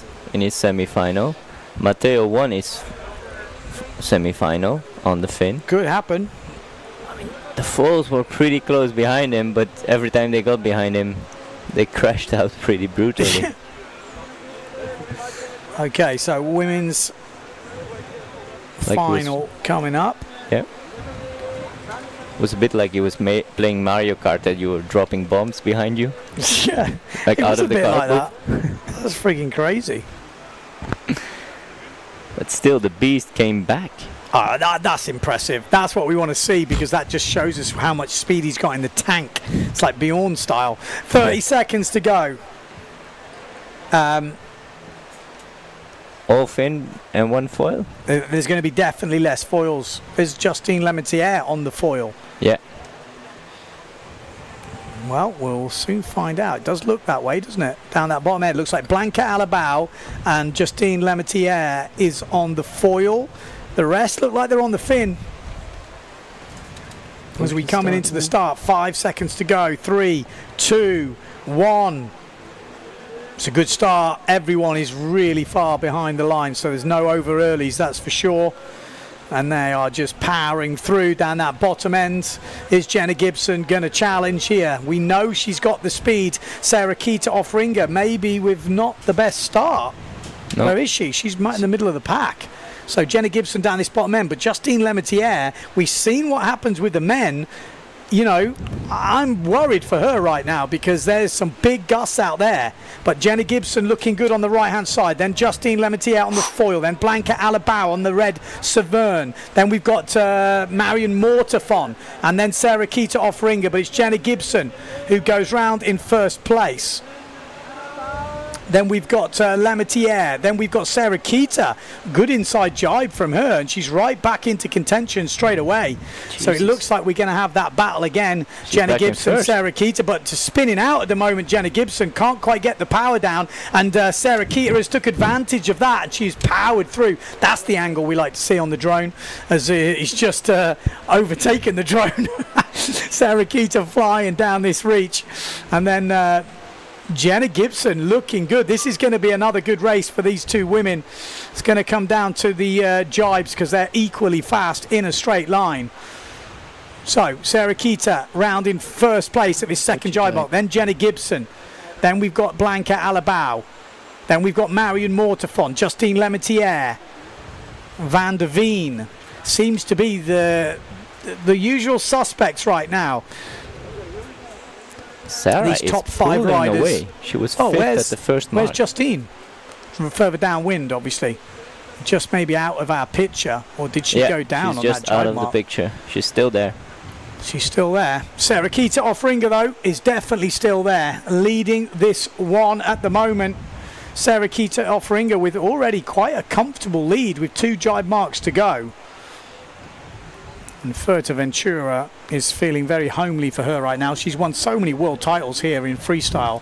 She will feel very comfortable about sailing in Fuerta. But Sarah Kita leading round this third jibe mark. Oh, there's a battle of the duotones now between Jenna Gibson and Marion Mortafon. Oh, good jibe on the inside there. That was beautiful. Justine, as we've lost the S2 Maui sails. Have gone down on that inside jibe mark. Justine Lemaitre, Blanca Alabao still in the mix, but it doesn't look like she's got the pace to challenge for those first places at the moment. She's going to be consistent. Oh, this looks very windy on that camera there. As we were going through, the drone kind of takes the edge off the wind from that other shot. It looks super crazy. So Sarah Kita, last jibe mark for her. So Sarah Kita round. Who's in second and third? It's going to be Jenna Gibson and Marion Mortafon having a real battle. Are they going to slow each other down? Because if they do, Blanca Alabao is there to pick up the pieces. But it looks like both riders got away nice and clean. But Sarah Kita has got such a healthy lead here. She is going to cruise this one. And then there's a fight for second place between 3 riders. Jenna Gibson, Marion Mortafon and Blanca Alabao. You'd have to put the advantage with the Finns in an out-and-out speed battle. No jibe marks to go, and I think it's going to be Jenna Gibson. Or is it? Yes. I think it's Jenna Gibson in second place. But Sarah Kita wins the second final. Second place, Jenna Gibson. Then we've got Marion Mortafon. In fact, we haven't crossed the finishing line yet. We have now. Sarah Keita wins it. Second place, Jenna Gibson. Then we've got Marion Mortafon and Blanca Alabau in fourth place. Last time we looked, it was Van der Veen. But is it? Yeah, still Van der Veen. And then Justine Lemaitre. I think she might have to change for the Finn, maybe. Does look like the Finns have got an edge in these conditions in the women's fleet. How will it work out in the men? Well, I guess we're about to find out. Exactly. I think in the men it's gonna be a bit tight, but I don't know. We've seen the guys that give them a chance. The guys that are keeping up with the Finns are the guys that are crashing. So they're on the edge. You know, if they're going to compete with the Finns at that speed, they are on the edge of dying. Literally, they are going to hit the deck, or they're going to win. So if they back off a bit, they're not going to win, but they'll be there or thereabouts. And you could see with the Beast, when he had to put the hammer down, he caught up. He was on a foil in that, and he must have been absolutely flying. He was absolutely flying, because I think Kozan can't believe that he still passed it, because he did the jibe, and he was already out of the jibe, and then the Beast still had to jibe. Crazy the speed he come back. I'd love to have seen that from the view I had was brilliant, because you didn't see it coming. I thought you were quiet. Okay, here we go.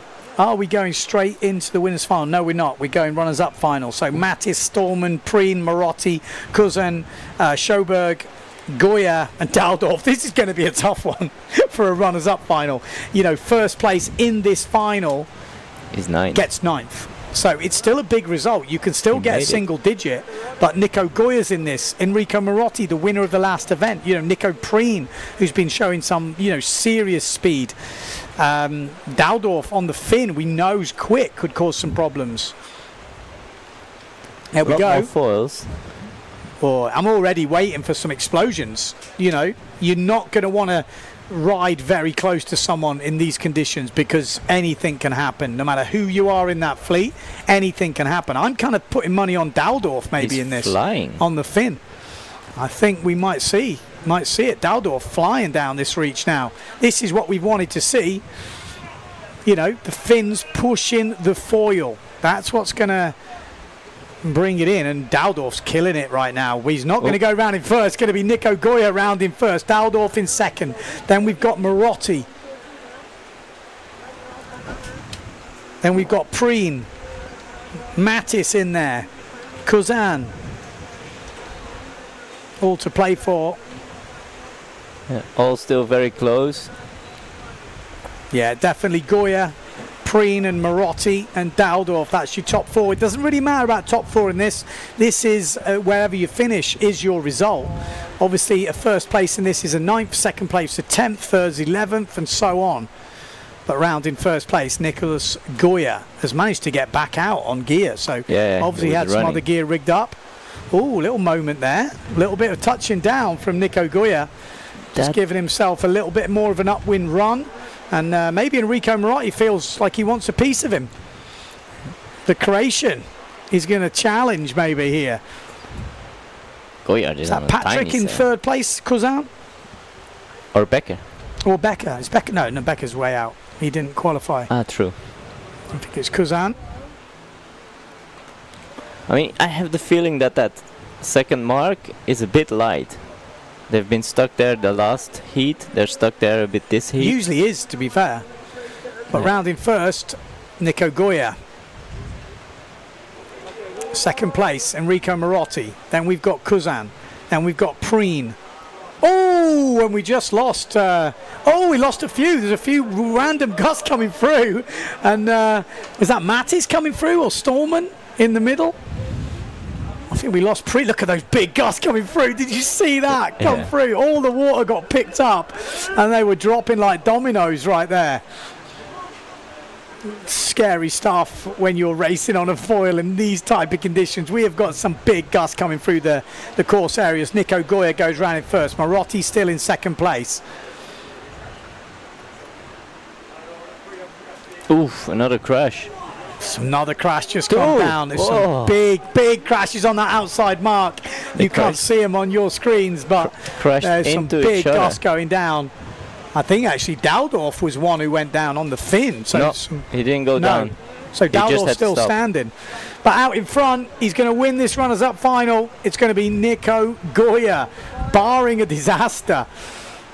Enrico Marotti, he couldn't push him. He tried, but Goya just pressed a little bit, got a bit ahead, and that was enough. So 9th place for Goya, 2nd place and 10th place for Enrico Marotti. Not the way he wanted to start off here in Fuerteventura after winning Pozo.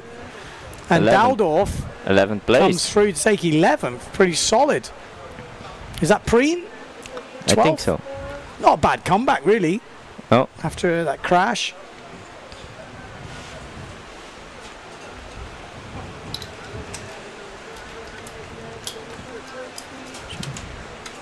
Quite some crashes in the end.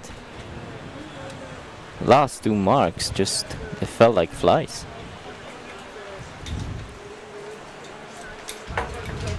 And carnage. Carnage. Absolute carnage. This kind of wind with a bit more swell. Ooh. Okay, here we go. A few replays. That's the women's. Yeah, that was just women's tight when to tight. Justine Lametiere went down in that women's final. It's not easy, I can tell you. Wow, there was another one. That was in the last one, wasn't Yeah, it? that's in the. And Nico losing had to take avoiding action. Was Yeah. that what it was? one, and the other guy had to find the. So that was little hole in Kozan the- that went yeah. down, actually. Yeah. He managed to get back on. Quite Okay, some crashes. men's winners final coming up next. Yada flag is up on the boat. Let's make sure we get the drone for this. 50 seconds, really? Okay, so maybe we're looking at a few of the riders. We've got Mortefon, Vonk, Vrieswijk, Huber, Yakino, Rakowski, Franz, So. Franz, Yakino, Vonk, all on the fin. We Yeah. think if everything stays the same, the rest will be on the foil. Could we see Mortefon on the fin? I don't think he's got a... He's Oh, got maybe. He's got a pretty small foil sail. I think he only has one fin sail. 5.5. So it's Okay. not 5.5 with it yet. Okay, we're lining up.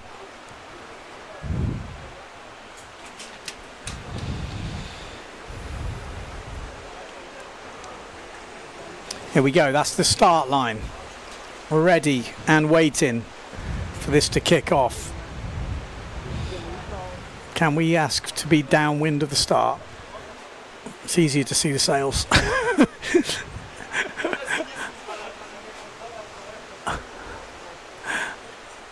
Okay, it's very difficult to see who's who here, but Standing on the brakes.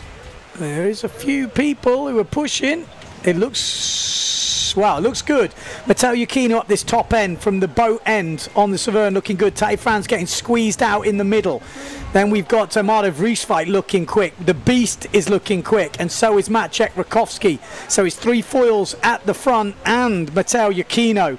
That seems to be where the fight is. We've got William Huber a little bit further back in 5th place.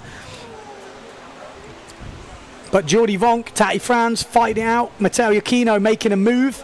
He's going to try and cut inside. Is that wise? Is it safe? Is it scary? I don't know, but he makes it round. And he's actually done a really nice jibe there. But one man out in the lead, Amado Vrieswijk. And you've got to say it after Pozo. He looked one of the quickest out there. When he got a good run and he could throw it down, he had some devastating board speed, and it is looking good right now. So Amado Vrieswijk leading, Maciek Rakowski in 2nd place. Then we've got Matteo Yakino, and then Johan So, the Beast, is in 4th place, having a real fight with Matteo, and he's not backing off. The Beast does not back off. That's one thing we've learned in the races we've seen. Amado Vrieswijk cleanly round already. Then Maciek Rakowski, the Beast goes wide. Yakino looks a little bit light on that jibe mark as he comes out. Tati Franz just behind him. Then Jordi Vonk. Out in the lead though from Bonaire. Amado Vrieswijk. We're going to see him in the freestyle after 5 days of slalom. Be very interesting to see how he does then. If he gets some wind, he's going to need wind, as Maciek's having a bit of a moment there. Touching down, you saw the ball. And Amado does go down really hard. Maciek really struggled to avoid him. He was quite far back, but he really struggled. So massive crash from Amado Vrieswijk. It's now last man standing. Maciek Rakowski versus the Beast as we come into this inside jibe mark and having a quick moment. Let's get to that view from the top where we can see exactly what's happening, because there's a real battle at the front of the fleet. There's a battle all the way round, but there's a real battle at the front of the fleet. Maciek Rakowski, current tour leader with teammate on FMX boards, Johan So, the Beast. We know how fast the Beast can go when he goes all in. Will he go all in on this last reach? Maciek has got his arse so far out, I don't know, it's almost further upwind than the Beast is. Maciek Rakowski, 1 jibe mark to go. Can he win the first elimination here in Fuerteventura? It's a good jibe from Maciek. It's a good jibe from the Beast. In third place, it's Mateo Aquino. But Maciek Rakowski juggling those balls all morning has definitely paid off, because he is on it right now, keeping the concentration alive. Maciek Rakowski from Poland is proving that 2022 was no fluke. It was not a flash in the pan. He is here to stay, and he is fighting super hard. The first elimination here in Fuerteventura in 2023 will be won by Poland, and it's Maciek Rakowski, the current tour leader, that takes it. Second place from Denmark, Johan So, aka the Beast. Great result from FMX Racing there. Finian Maynard will be proud. Mateo Aquino first Finn, and third over the line. Then we've got Pierre Mortefon, I think that was coming through. Few people asking what's going on there. Not quite sure what was going on, but there was a couple of arms being raised. What was happening there, Dieter? Did we see anything? I didn't see anything, so I don't know, to be very honest. There's definitely a bit of gesturing, let's say. Yeah. I wonder what the gesturing was. I don't know if we can get interviews on the beach. I don't know if we've got that all hooked in. Some crashes coming up. We will have a look at a couple of these replays. Let's have a look. Oh! He spinned out. Wow, spun out. Spinned out on a foot. Yeah, so that's what you see when you get the... Oh, man, they are ugly, those crashes, aren't they? They look nasty. Just savage. Amado Vrieswijk looked like he had that wrapped up. He had the speed. He had the composure. Everything looked good, but spun out. We have seen that before. We've seen it happen quite a few times to the top boys. Does happen. Once it goes, no, on the fall. There's no way you ain't getting it back. You ain't sliding for a little bit, and then, oh no, I'm spinning out, I'm losing a few places. You're spinning out, and then you are hitting the deck pretty soon after. Straight to the physio, pretty much. Oh man, these boys gonna have to be built like machines, because crashing like that is just not what your body's made for. No. You are getting stretched and then stopped at a moment's notice. You know, they are going to have to bulk themselves up. I mean, if there's any man that can handle a crash like that, it's Amado Vrieswijk, that's for sure. Yeah, it's pretty solid. I'm curious if maybe the hand up is about that second mark on the outside. It is pretty light there. Did they move it further out? Did they change it compared to the before? Or did it drift a little bit? Is that the reason? That's not Maciek, is it? No. Blooming heck, he's got someone carrying his gear out the water. No, so he just drops it and he walks in? No. His caddy is out there with the fin and the smaller sail. Okay. I was thinking that would be cool though, wouldn't it? You just drop your gear, walk in like Lord Fauntleroy. Yeah. I mean, it's his moment of fame. Everyone thinks he's the winner. I was going to say. Maybe he's getting an interview They're like, right now. well done, mate, well done. No, he's coming to the beach now. Very good. I mean, I think he got so much confidence, Maciek. Like I said, if someone hasn't seen it, we did see a clip on the live stream earlier. He has been with his physio this morning, throwing balls to each other, like playing patacake. Yeah. Everyone's kind of sniggering, and at the same time, they're like, going, wow, he's the leader, maybe we should be doing this, and then they don't know how to take it. No. It's kind of psychologically crazy. He's been doing it the last 3 days, eh? It's not working. just today. That's what he's been doing. He's just been Like for the layman out there, just juggling balls with his mate. Sounds wrong. But it's in the end in surfing you see it as well. It's about reaction speed on the foil. It's not as physical, they say, Yeah, but it's mental. you need to be on it the whole time, you know, because you can be in the lead like Amado. You make one little tiny mistake, one gust hits. Well, It's gone. I mean, you can laugh all you want, but at the same time, it's working. He wins the first elimination. So yeah, there we go. Really interesting how this first day is panning out so far. Johan, very good. Second, that's solid start. I think he maybe could have pushed a bit more. Sorry to cut in, but I'm just saying the mad thing about Johan, I didn't even think he was making the final, No. and now he's walking away with a second. Exactly. I mean, that's really impressive. I mean, Really maybe that's why he was also like, okay, let's not push it like crazy. Second is a good way to start the event. Yeah, it's a long event, and a second is solid. Do you need that point? Especially after making it with millimeters into that final, you know. Yeah, it's crazy. Right, well, I'm just going to have a look. So far in the women, in case you're just tuning in, full fleet racing, every heat is a final. Sarah Keita, 2 wins out of 2. Jenna Gibson, 3rd and a 2nd, in 2nd place overall. Marion Mortafon, 4th and a 3rd. Done a race on a foil and a race on a fin. Justine Lemaitre, 2nd and a 6th. Blanca Alabao, 5th and a 4th, and then Femke van der Veen, 6th and a 5th. Then we got Van Hoon, Davico, De Jong, Jackson, Houdendam, and Balagalini. So there we go. That's the full fleet as it's looking right now. In the men's, obviously Matt Chetwikovsky is leading this competition after 1 elimination. 2nd place, Johan So. We didn't see Johan So in Pozo because he had exams. He's that young. He's doing school. So there we go. I think we'll take a short break now. I think that's what we'll do here in the commentary booth, and we'll be straight back in to bring you the action. So I'll see you in a bit.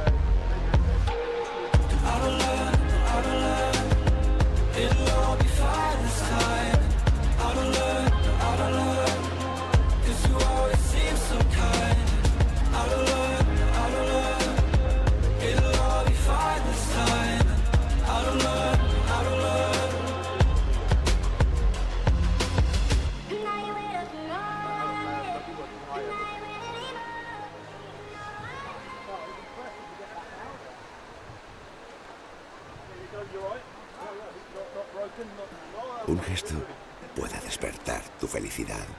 Podemos sentir amor a través de una fragancia. Un pequeño detalle tiene un valor incalculable. ¿Y si pudiéramos despertar el alma de las cosas poniendo toda nuestra pasión, todos nuestros sentimientos en ello? Bienvenido al lugar donde todo tiene alma. Meliá Hotels and Resorts. Soul Matters.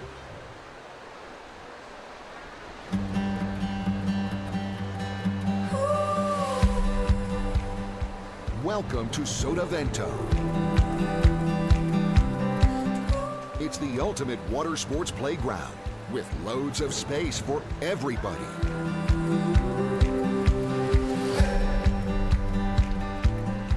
We offer the latest rental gear. Our professional courses will help you improve your style and riding technique. And with the hotels nearby, it's only a few meters from the bed to the board. Come and enjoy our water sports paradise.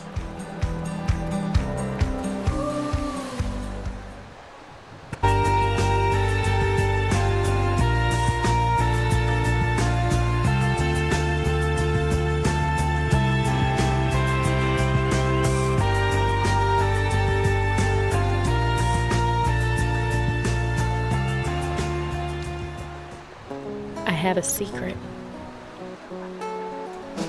Beaches, beaches, and more beaches. Wild and unspoiled nature.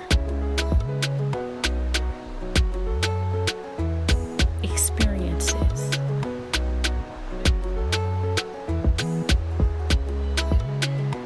Sensations. Stories.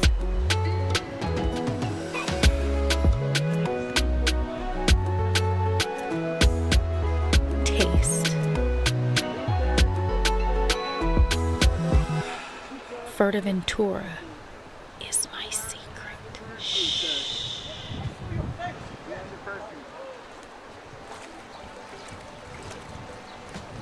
Here, everything is designed with you in mind.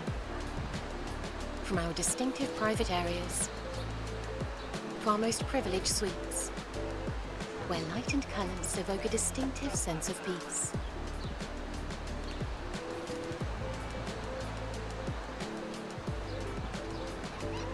Step into another world with The Level. Book now, melia.com.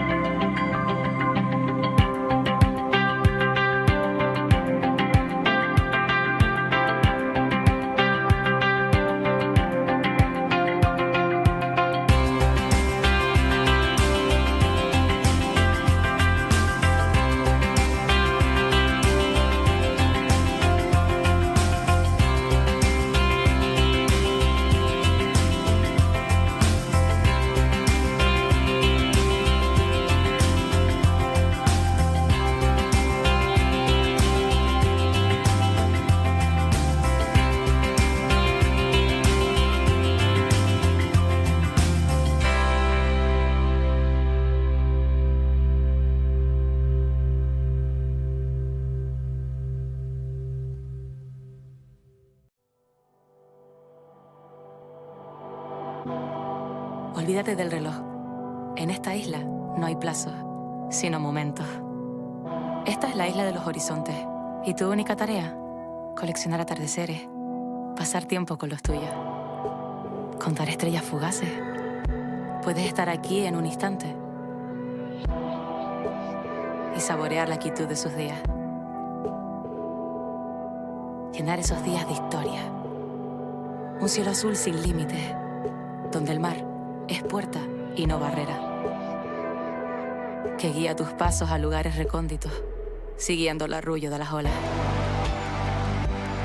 Haz las maletas. La isla quiere que vuelvas. Fuerteventura, abierto todo el año.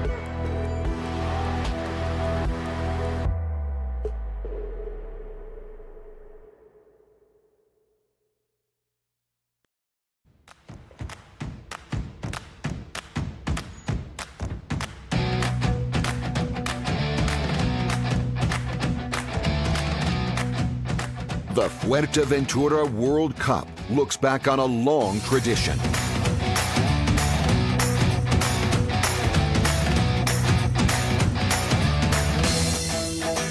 World speed records in windsurfing have been set. Legendary slalom races held. And freestyle world champions have been crowned.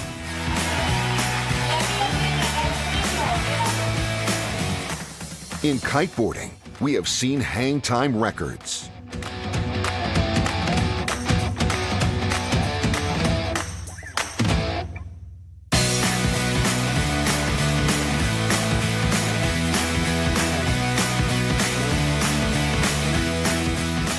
We have seen incredible strapless tricks.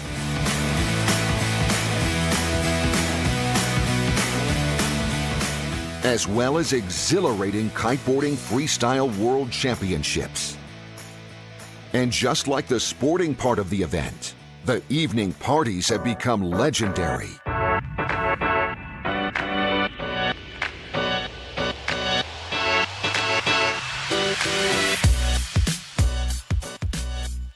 For the 35th anniversary, windsurfers will compete in the disciplines of freestyle and slalom, with men and women alike as part of the PWA World Tour.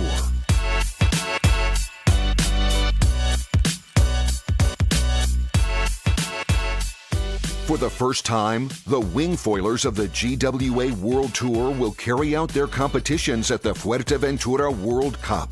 They will also compete in two disciplines, free fly slalom and surf freestyle.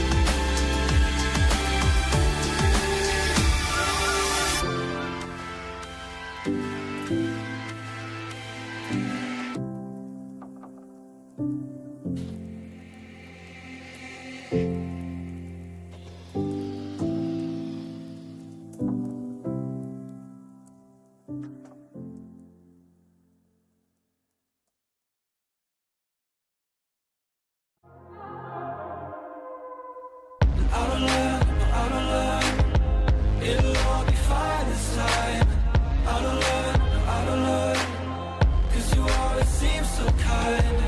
Out of learn, it'll all be fine this time. Out of learn,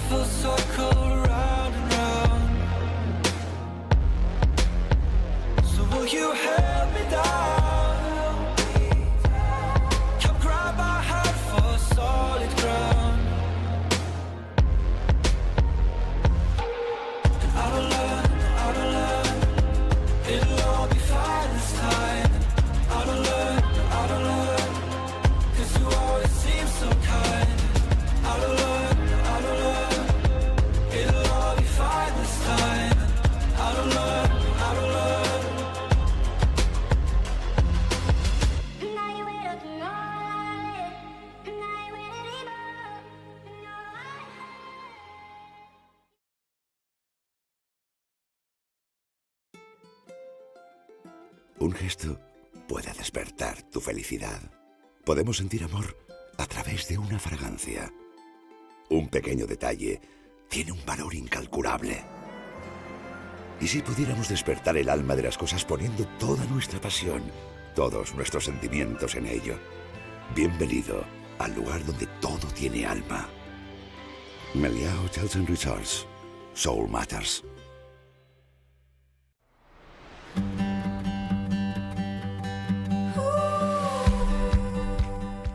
Welcome to Sotavento. It's the ultimate water sports playground with loads of space for everybody.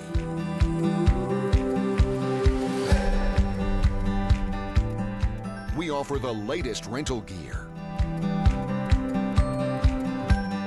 Our professional courses will help you improve your style and riding technique. And with the hotels nearby, it's only a few meters from the bed to the board. Come and enjoy our water sports paradise.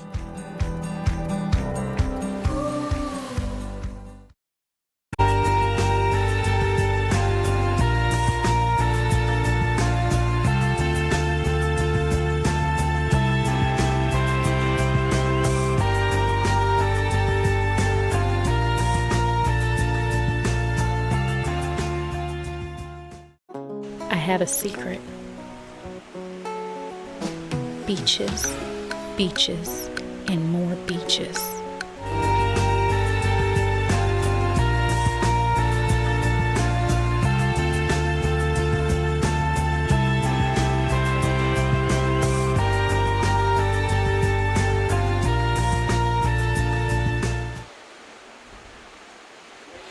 Okay, so we are coming back at you. Elimination 2 for the men coming up. Elimination 3 for the women. If you just tuned in, you've missed some exciting racing, I won't lie. In the women, we've had 2 bullets from Sarah Keita off can't even speak, off ringer on the fin. She's been on the fin for both. Jenny Gibson in second place at the moment, third and a second on the fin. Mary Mortfon, she's done 1 foil, 1 fin race, fourth and a third, and that is your top 3. Justine Lemaitre and Blanca Alabau, fourth and fifth, have been persevering with the foil. How will it look in the next elimination? We'll have to wait and see, because first we're going to do the first round of the men. It's elimination 2 for the men. we've already obviously done one elimination. Maciek Rakowski winning it. He is in such good form at the moment, obviously winning in 2022 the overall title, and he has come out in 2023 and he is swinging hard absolutely right now. So he is looking very good, leading the world tour, and he's already won the first elimination here. So yeah, that's how we're looking. It's going to be a definitely interesting one. Okay, so first heat on the water: Rocha, Vorenberg, Kudu, Winter, Petifa, Kernum, Sokus, and Benedetti. So yeah, that's how we're looking. We're going to have that first heat obviously coming up first, and then we're going to go into the women's final, and then we're going to start the quarterfinals for the men. So this should be the start coming up. Winter up there on the 0.7 sail, I think.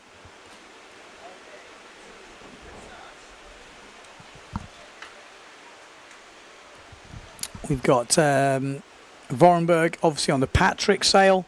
We've got Rocha on that Gastra sail in the middle. Used to seeing him there. We've got the Neil Pride of Kernum on the foil.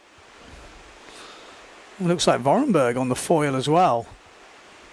So Kernum on the Neil Pride on the foil. Vorenberg on the Patrick in second place on the foil. But round in first place is the Challenger sail. Is the Challenger sail. As I say that, I'm like, Challenger sail of who? Is it Benedetti? Maybe it is. It's an Italian sail brand. It would make sense. I can't see anyone else who should be on it. So maybe it's Benedetti who's leading. Kernum in second. Vorenberg in third. That's your top three. 4 will go through to the next round.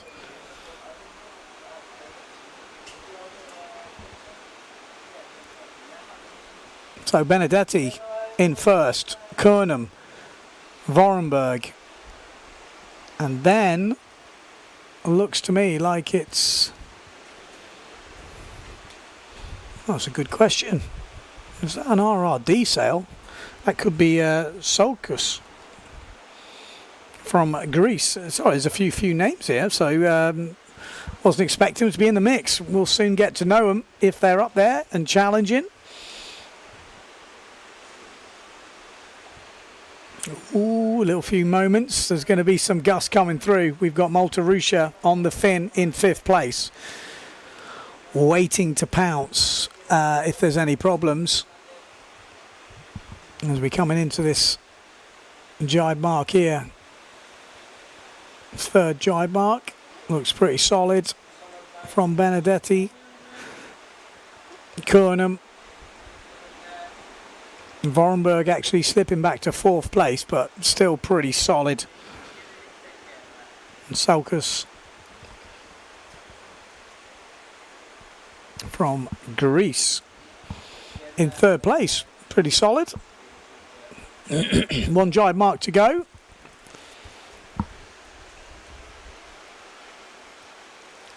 Just cruising in this early rounds as Benedetti. Has it dropped a little bit? That's the question.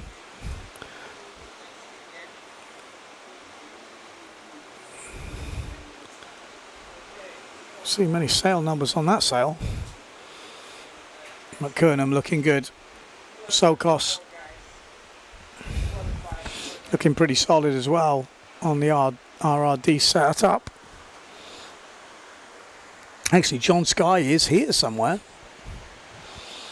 Maybe we'll get him up in the commentary booth.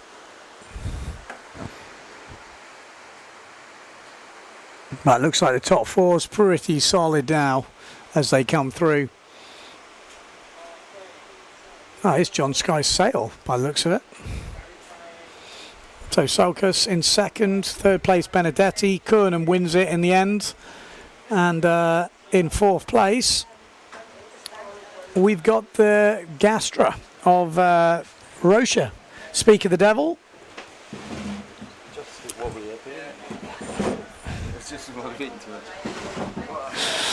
So there we go. John Sky turns up just as his sail crosses the finish line in 3rd place. Yeah, I just wanted to watch him how he went. He went over early on the first one. Okay, so he's going okay. Yeah, I mean, I've been sailing a bit with him, testing with him, like the last couple of days, and he's flying. He's killing me on the. Yesterday I was on 6.2 on my on fin. Yeah. He was smoking me. So. And he's from Greece. Yeah. Where's he sail? Somewhere near Athens. Okay. Yeah. Like. Marathon. It's the only place I've ever been to. Marathon. I've got no idea. No. No clue. It sounds like a good place. He has like a thermal wind. He said it's like windy almost every day. And okay. A young yeah, 19. So 19. Okay, so he's got some years in him, and I mean, he's got a killer jibe. I'm like, check his jibes. They're like on the foil. It's like amazing. He's on your sail. Yeah, he didn't have a 5.2, so okay. Yeah. Has he got my cell number? Like yesterday, I had like 4 people saying like, "Yeah, you're doing really well on the foil." I was like, yeah. No, it wasn't me. But get anyway. JC to get some pictures from certain angles. You're like, yeah, killing it. How did you say his second name? I don't know. How did you say his first name? I don't know. No, John. John. Yeah, that's an John easy one. Sulcus. I think so. Yeah. Okay, good. Just checking. 19 years old. Good to see some young riders coming through. Women's final coming up next. It's a full fleet race. So we've seen, we've seen some pretty standout performances so far. Sarah Keita obviously being the main standout right now. There we go. Yeah, Offringer. Gibson, obviously Offringer already on 1.4 points. 2 wins out of 2. Gibson second and a third. Mortifon third and a fourth. And then Lemaitre second and a 6th. And then Alabau has been kind of consistent, 4th and 5th, I think she had. But she's been looking good, but it does seem in the women's fleet to favour the Finn. Have you noticed that, John? Yeah, no, I think you have to put in a mention like Jenna Gibson. She's actually pretty poorly at the moment. She's is she? Yeah. So it's pretty impressive performance with her. She's been second and a third. And yeah, I think she's... What, ill? Yeah, that's why I think quite fluey and good. Stay away from her, is that what you're saying? Yeah, definitely. But I mean, it's super impressive. She's led at the first mark on the last one, and Sarah pipped her. But she's quick. Gibson's quick. When you saw it in Pozo, and it looked so difficult in Pozo. I think particularly the conditions we had in Pozo this year. Yeah. I don't think it's usually as difficult as. It felt like it was harder this year. Just the angle of everything. Yeah. Chop looked more brutal than I remember. Yeah, normally I think maybe when it's sort of like windier in Pozo, it kind of smooths everything out. You have like kind of like maybe you have like slightly bigger waves, but that kind of smooths it out, and you can kind of normally you can pick quite a flat line through all the chop. But during the event, it wasn't like that. It was brutal. I mean, there was some runs I'd see when you were going out to sea that instead of like here, it looks like you go from chop to chop on the top. Yeah. There, it looked like you went top of chop to front of chop, stop dead, and then get accelerated, and then again. The hard thing here, though, like I sort of forgot. I went sailing yesterday, and you like you say, it's like sometimes you get this line, and you're kind of like going top to top to top to top to top, and then suddenly you have like this kind of jump ramp in front of you, and you're like, oh, boom, and you have to kind of, that's the scary one, because you kind of either have to lift the nose to get over it, but then that slows you down, or you try and keep the nose just over it, but then if it catches, it's like. It's still nothing compared with the foil crashes, to be honest. It's tricky though. Like when you see it on camera, it looks easy. Out there, it's way harder. I went out like a couple of years ago when we were here last time, and I remember, watching the race. And it's very easy here. You're watching the TV, saying, just go inside, do this. I'm a pretty good jiber. And I remember coming up to the jibe mark, I lined up with a few people and just trying to get your foot out the foot strap. Yeah. It's terrifying because as soon as you take your foot out, you take away mass foot pressure because usually you've sheeted out or you've unhooked or whatever it is. And all those things come at one point with riders around you. It's just a whole different ball game than what you think it is. And another thing that I find quite tricky here is that you have like a real difference between going out and coming in, which is not so extreme. For example, in Pozo, it's not so extreme, the difference. But here, so on the way in, you're kind of basically going over the backs of waves, so you're sort of, in a way, your gear's sort of sticking to every wave, and you're kind of trying to lift it all, but then on the way out you're going straight into this like chop that's trying to, so you sort of effectively want downforce on the way out, and you want like lift on the way in. So to find the balance, you're either sort of suffering on the way in or suffering on the way out, and it's funny you say that because we saw that with Sarah Keita earlier. On the way out, she was quick. It looked quicker on the way out, and actually on the way in she was suffering a bit. So Yeah. maybe like you say, her gear's pushing down. Yeah, yeah. And on the way in, she's So that's maybe why I always sort sticking. of, you have this sort of like maybe like a tiny bit, like 1 cm more downhill, and the board starts lifting. So then you have good speed coming in, but then going out, you don't want it lifting, you want it pushing down. So it's Yeah. like finding that balance. And no, it makes sense. Yeah. Totally makes sense. That. Let's have a look. What we're. do we know what's happening now? There should be the It should be women's final. Final, but yeah. There just seemed to be a bit of a hold up. I did hear that they were moving mark number 2.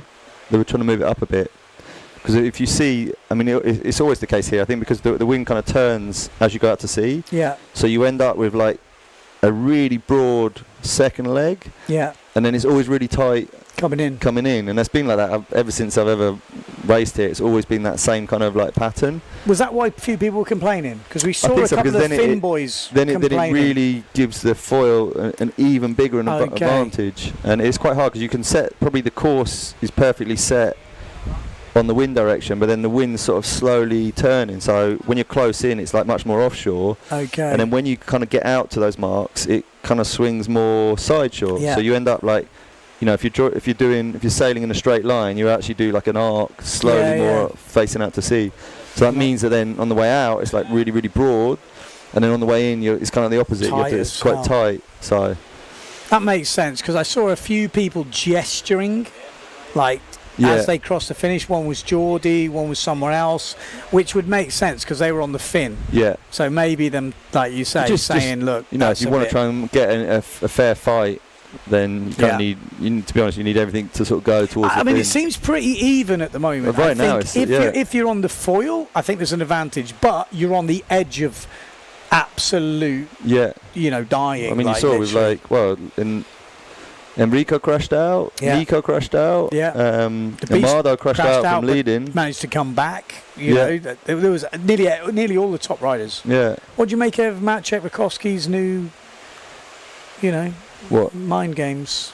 Well, I think Not mind games, but it's already his a few training of years. He sort of mind. like clearly you saw he sort of changed his chip and he focused more, and it's like, to me it's But did like you see him super with his juggling impressive. the balls? I didn't. I heard. But I Okay. mean, when you see the Formula One before that, they're Yeah. all doing that thing where they're catching the balls. I and mean, they go quick. that's So. so the idea is that's waking up the brain, making it focus. Yeah, I think so. And and it's also reactions and Yeah. I mean, he won.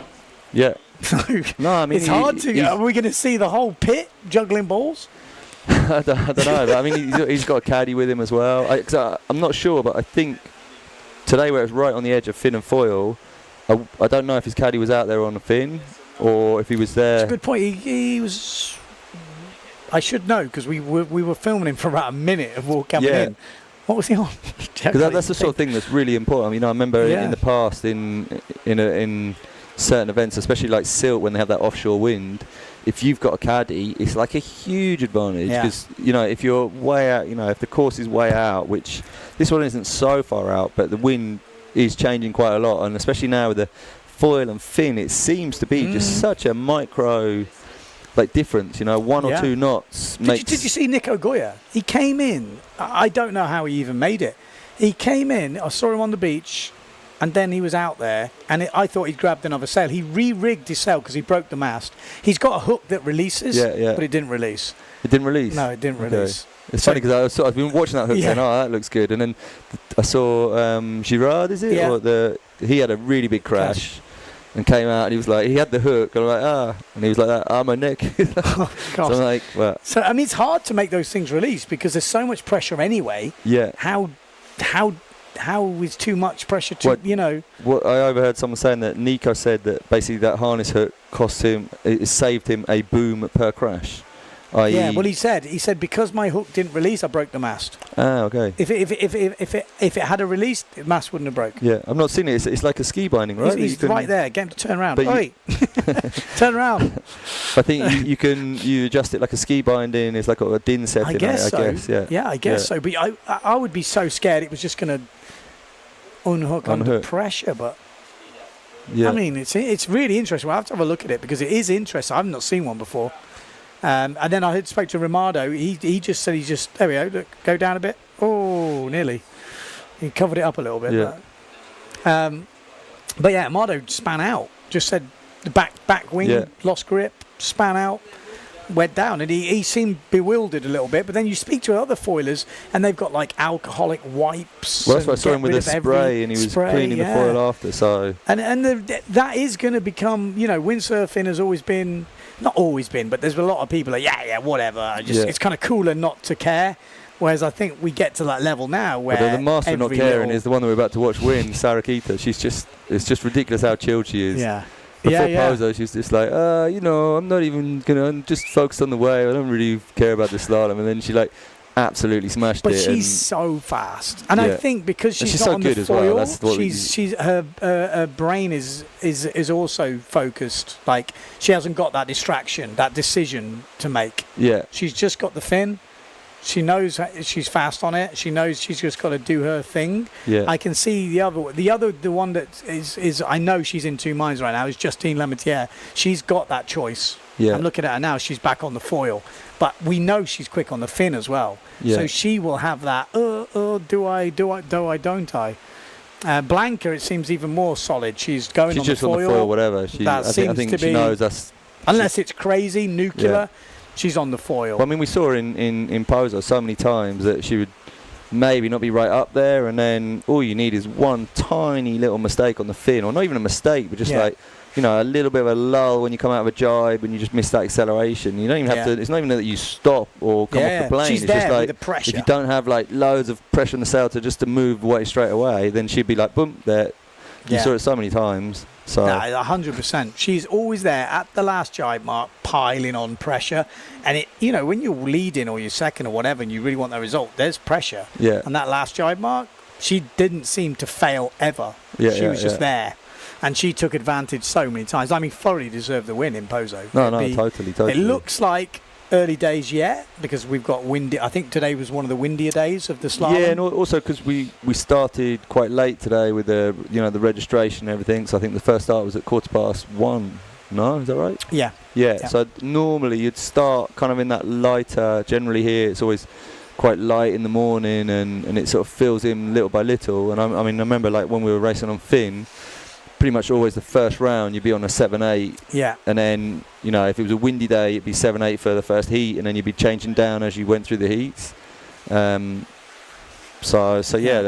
will be some lighter races, and I think today and tomorrow look a bit windier, and then it sort of drops off a bit. Yeah, today looks windier. Tomorrow looks pretty windy, and then like you say, it's still windy, but it drops down a little bit. Like we were saying, it does seem to be this sort of like couple of knots difference when the fin suddenly like a miles ahead, and then and in the women it's less, a little bit lower than the men. Yeah. I think the wind winds, there's like 5 knots difference maybe for the men and the women to when it becomes much more competitive. Here we go. Okay, so 10 seconds to go. Got Van Hoon up this top end on the Gastra. Van der Veen on the Severn kind of pushing through. Looks like she's going to get a good start if she's not over. Although, no, she had to slow right down on the line, and Sarakita powers through. A good start from Sarakita in the middle, down that bottom end. Justine Lemaitre is not got the speed of the Finns, as I think it's Jenna Gibson that pushes through. I think it's Marion Mortafon as well on the other duotone. But Justine Lemaitre is going to be very solid down that far left-hand side. Sarakita Offringer looking good in the middle. Blanca Alabao just behind in about 4th or 5th place at the moment.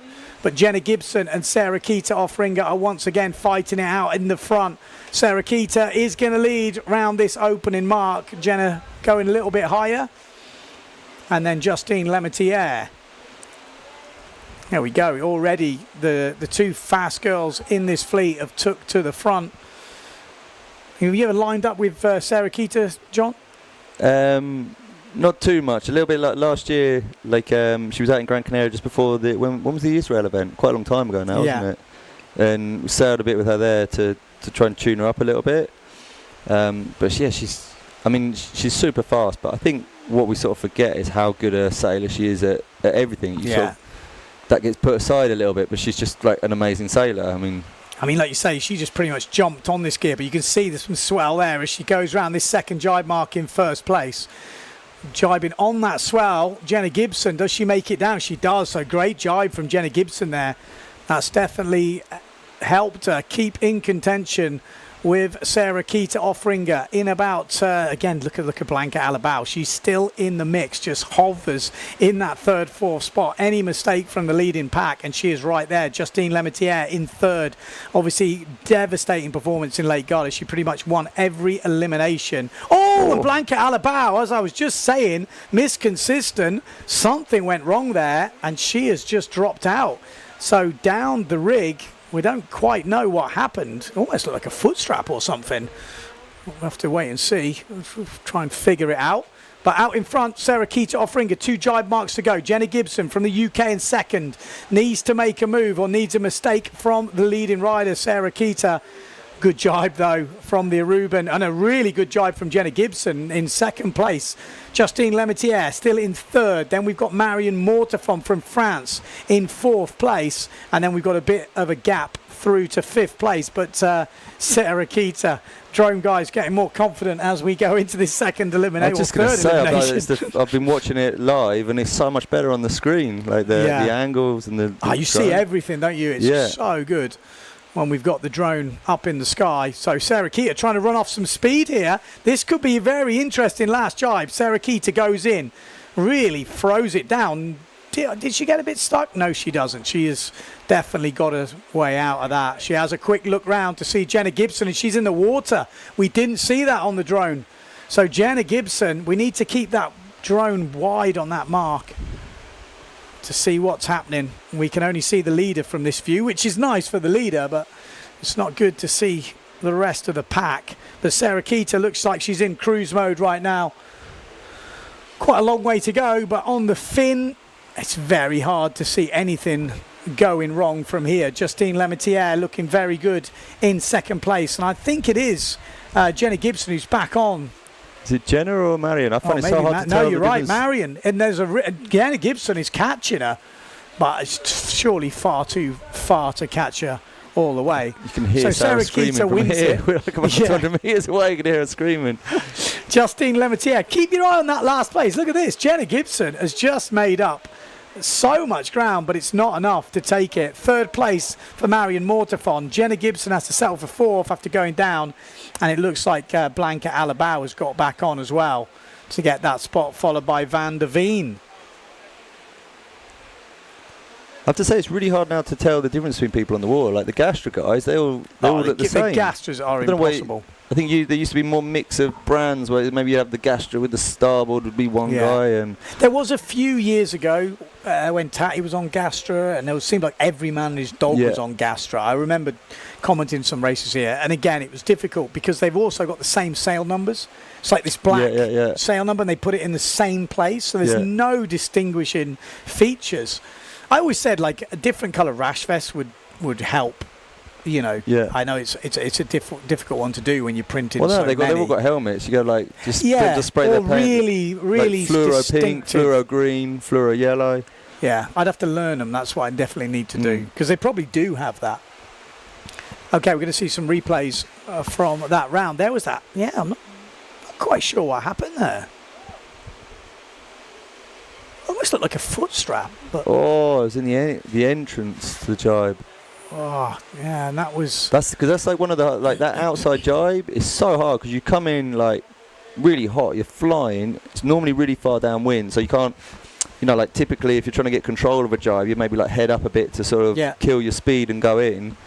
But there, you're kind of often coming down really broad, so you can't kind of control your speed, and then you're like, as soon as you, like you said before, as soon as you release a bit of pressure, it starts bouncing, and you're trying to take your foot out. I mean, that's the difficult thing. Like a lot of these guys and girls have got total control when they've got mass foot pressure, but as soon as you come into a jibe, you have to release a little bit, and then the board starts. Well, that's why walking. That little head up. Yeah. Normally, that you can sort of, if you head up a bit, you keep the pressure on. You slow yourself down whilst keeping pressure on. But if you're dead downwind through chop, it's really hard. And swell. And people around. And, you know, and overpowered. It's like and you're aiming for a boy as well. Yeah. Okay, here we go.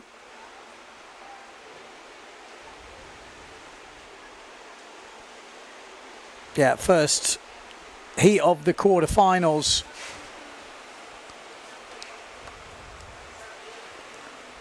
Whoa. This looks like a little bit of a bunch up near the top end. Oh my God, carnage. Carnage up that top end. There's a couple of, well, it looked like Van der Heuvel maybe had a bit of a problem. There's quite a few guys who had a problem there. Was that over early? Okay, well, there's a lot of guys tried to slow themselves down, and then there was a Gastra at that top end.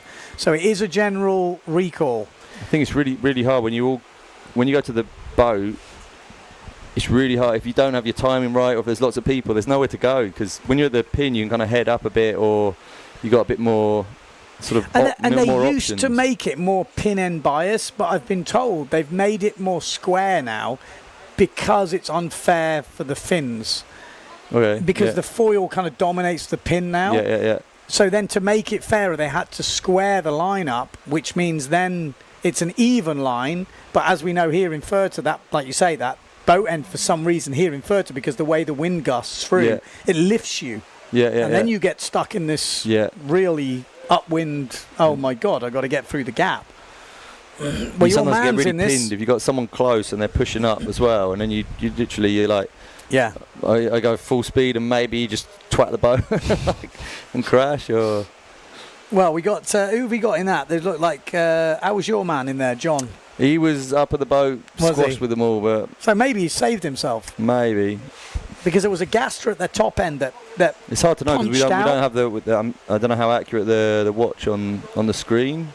It's more so just who was sticking out. I always look at just there was definitely a Gastra. Which doesn't really say much, because we've got Daldorf, Stallman,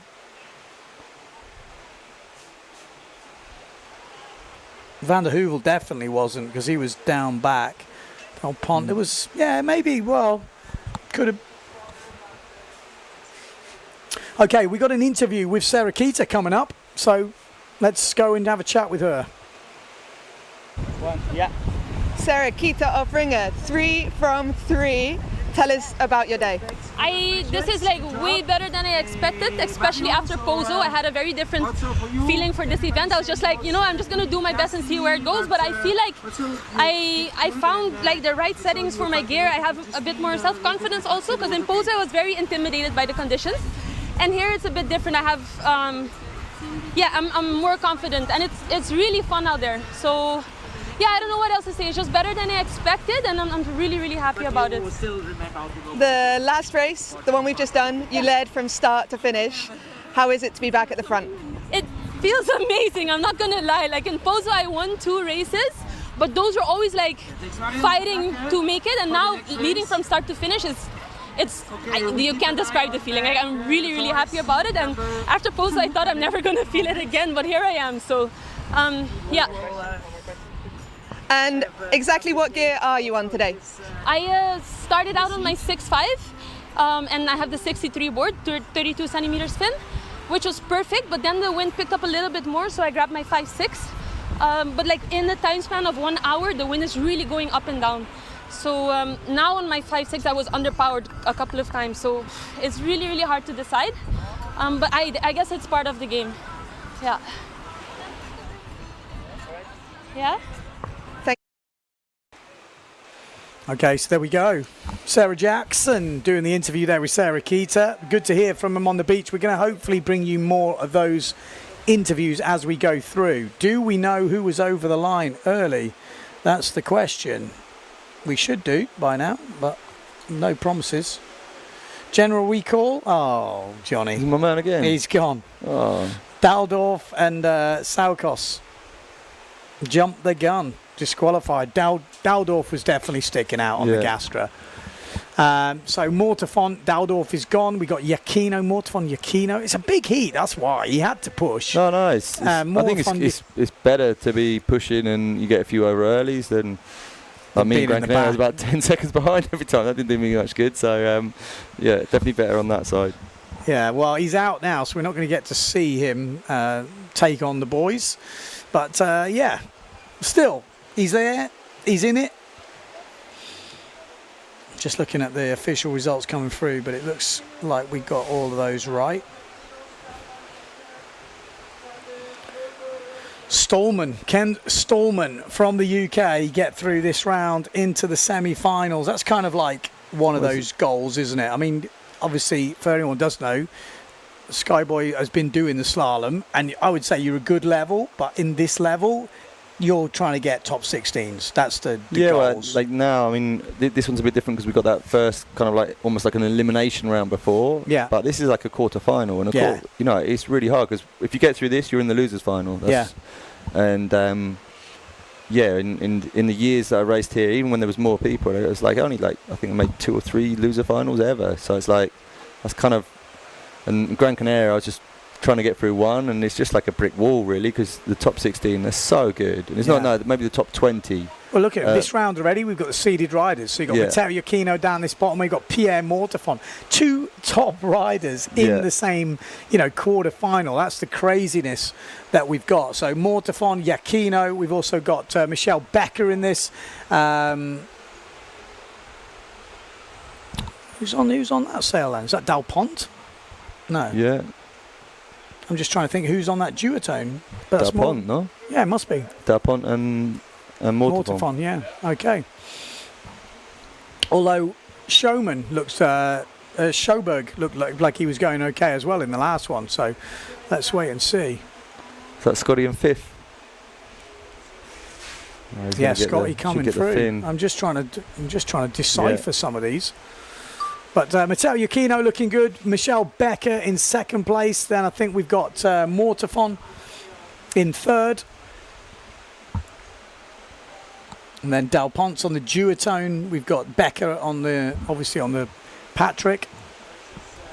Stallman on the Gastra. And Stallman, well, let's see. He's definitely capable of making that semi-final. He's into 4th. So Iachino, Becker, Mortefon, Stallman, all a little inside jibe on the fin. So Dal Pont's got on the fin.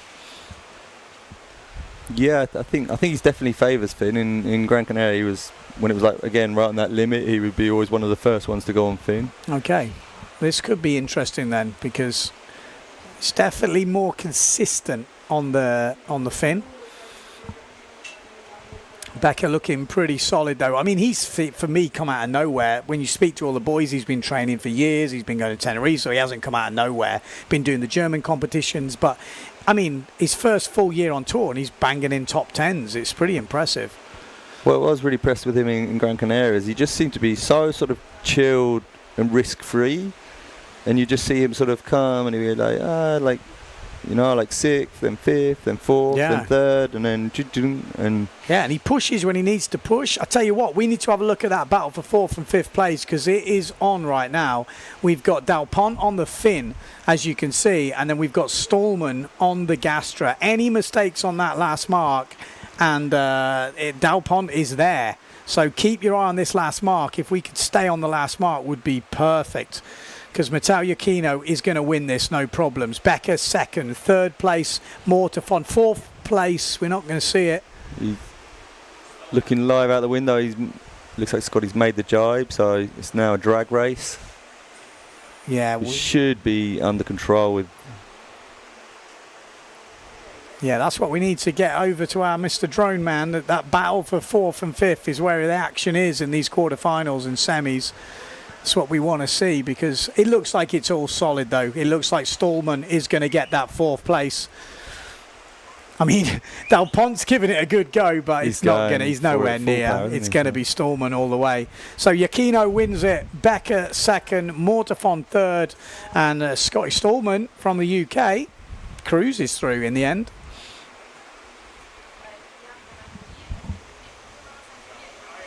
Yeah, I think he's like, Scotty's got, at the moment it's a bit of an advantage because he's got quite a small foil sail. He's got a 4.8, I think it's his smallest. And there's quite a lot of guys that don't have, I mean, I think Matteo, if I'm not wrong, I think his smallest foil sail is a 6.0. So yeah, that's why he was sort of struggling a bit more in Gran Canaria, and he was one of the first ones to go on fin because he had this bigger foil sail, and so when it got windy, he was suffering whilst the others were holding on. And so you could see that in Pozo. Some people were in between sizes, and Matteo was definitely one of them. Yeah. Right in between. And yeah, Scotty having that kind of really super small, I mean, 4.8, He's Yeah. pretty small, so he's for sure just cruising. Whereas like the guys in the bigger stuff are going to be fighting a bit more. Okay, next heat up on the water, we got the fans' favourite, Tati Franz, Enrico Marotti, winner of Pozo, Johan So, the guy who is absolutely flying right now, second in that first elimination. We got Alexander Kuzan, we've got Lohan Jules, who is really quick on the fin, Giro, who is also quick on the fall, had a nasty crash in the first elimination, Jimmy Tieme, who is fin through and through, and then we've got Benedetti, who was going pretty well in that first round, actually. I gotta say, you see, like all these heats are so stacked. You just that's a tough one. I was so impressed with that Johan So. He's just a machine, isn't he? I'm not sure how he came back. I mean, I spoke to Alex Kozan before. He said didn't see him coming. Yeah. So he was in cruise mode. Wasn't that he was trying to hold him off. He was kind of, but he was cruising because he just thought the gap was too big. Yeah, he was miles behind. Yeah. And it's not even like, when you crash maybe at the first jibe when you have 4 jibes to pull it back, but he crashed like on the reach, the second to last reach. Yeah. So it's like crazy. Very impressive. Crazy. And also to have that attitude from him just to keep fighting and going till the end, because it's so easy just to go like, He told me his game dad over said, never give up. You never know. Okay. So there we go. He got second overall. I didn't he? mean, So there you go. Good there job, you Dad. go. He could have been out. He could have been runners-up final, and he ends up being second. I mean, there's a big difference when you come to the overalls. Huge difference. It's a real shame he wasn't result. in Gran Canaria. He said he had his last exam or he's finishing school, which is obviously super important. So, but I think now he said he's finished and he's full time. So, like, boy, be it's really scary. If this is how good he is already, it's like scary where he's going to end up. Oh my God, it's very scary. Here we go. Speak of the beast. He's on that black sail in the middle of your picture from Denmark. So keep your eye on him. Tati Franz, obviously, on the other 0.7 on the fin at the top end. Tati's flying, not just because General on the recall. fin, we heard it's a general recall, yeah. So general recall. Let's wait and see who it is. Tati Franz looked like he was sticking out a little bit. Yeah. And that's the thing with the fin. How did you work that out? Because from what I can understand is the foils have an advantage because they can accelerate and deaccelerate quite easily in the chop. You don't get stuck. So the starts, from what I can hear, is easier on a foil. Yeah, I mean, I haven't done many starts. I don't race much. So in Gran Canaria, it was just sort of like an experiment for me. But I really struggled because you had these sort of swells. So you had to sort of look at your watch, time the line. The line's imaginary anyway. Yeah. And then you had to not only cross that on the watch, but you needed to be going down a swell. So like the times, like a couple of times, I'd sort of focus on the time and then get an okay start, but basically be going uphill. So everyone's just gone, they're 20 meters ahead in 2 milliseconds. Or then you're like focused on the swell, and then you get a swell and you're going full speed, but you're 20 meters behind everyone. So it was like, I found that really hard. I think is maybe you would have seen, like, it was so similar to Tenerife, and now I think half the fleet train there all winter, so they're kind of like used to that timing and the swell and everything. So hang on, I'm just hearing we got to go to an interview, John. We're going down the beach to the youngest female competitor here in Fuerte.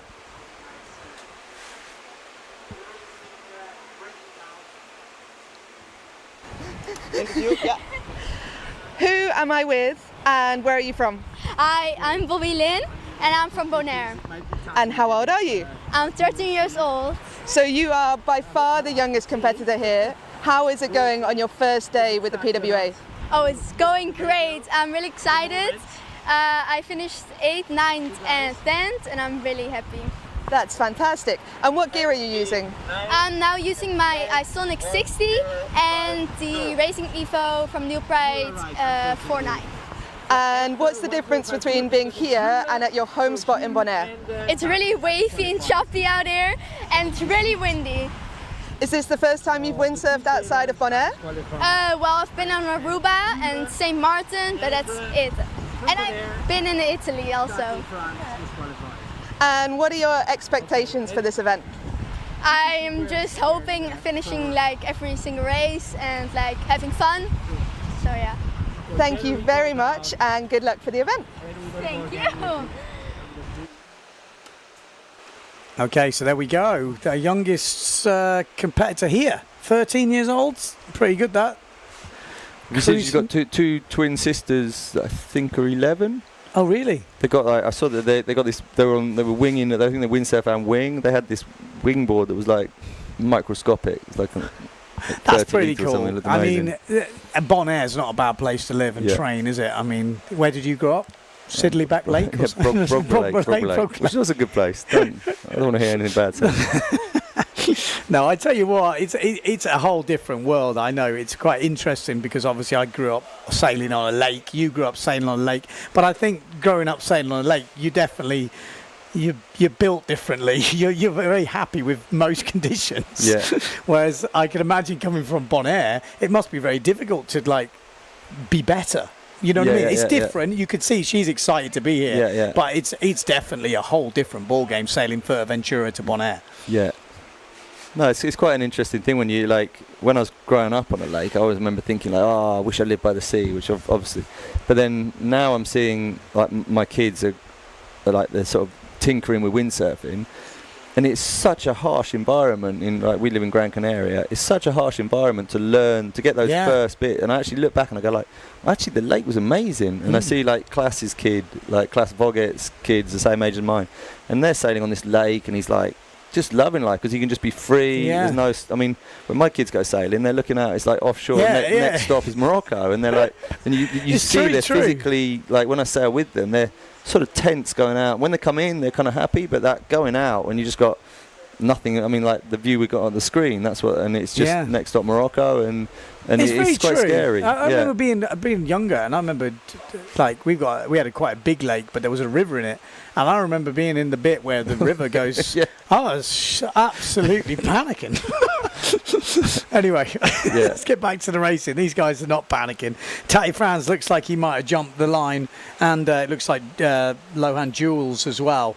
So it looks like we're going to be missing Lohan Jules and Tati Frans.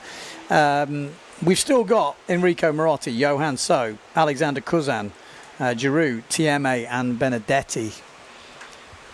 But if you're on the fin, you got to push, and we're just seeing that right now. Here we go. Jimmy Tieme though, still cruising along on the fin.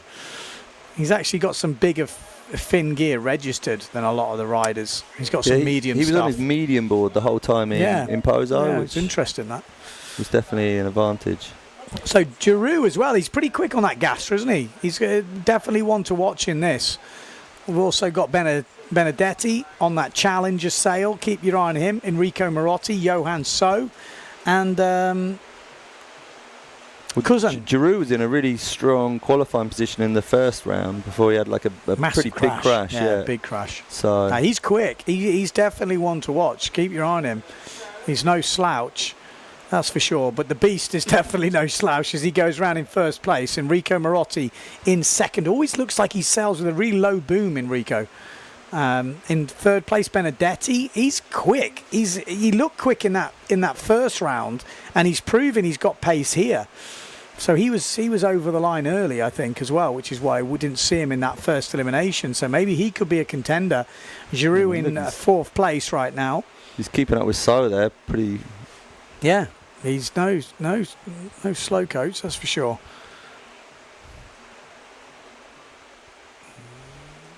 There we go. We are low. Low and good to go. Enrico Marotti rounding first. That's a little moment. It's light for the fin there. It looked very tight for Jimmy to make it through as he kind of drops off the plane. So Enrico Marotti, the Beast, Benedetti. That's your top three right now. 4 qualify.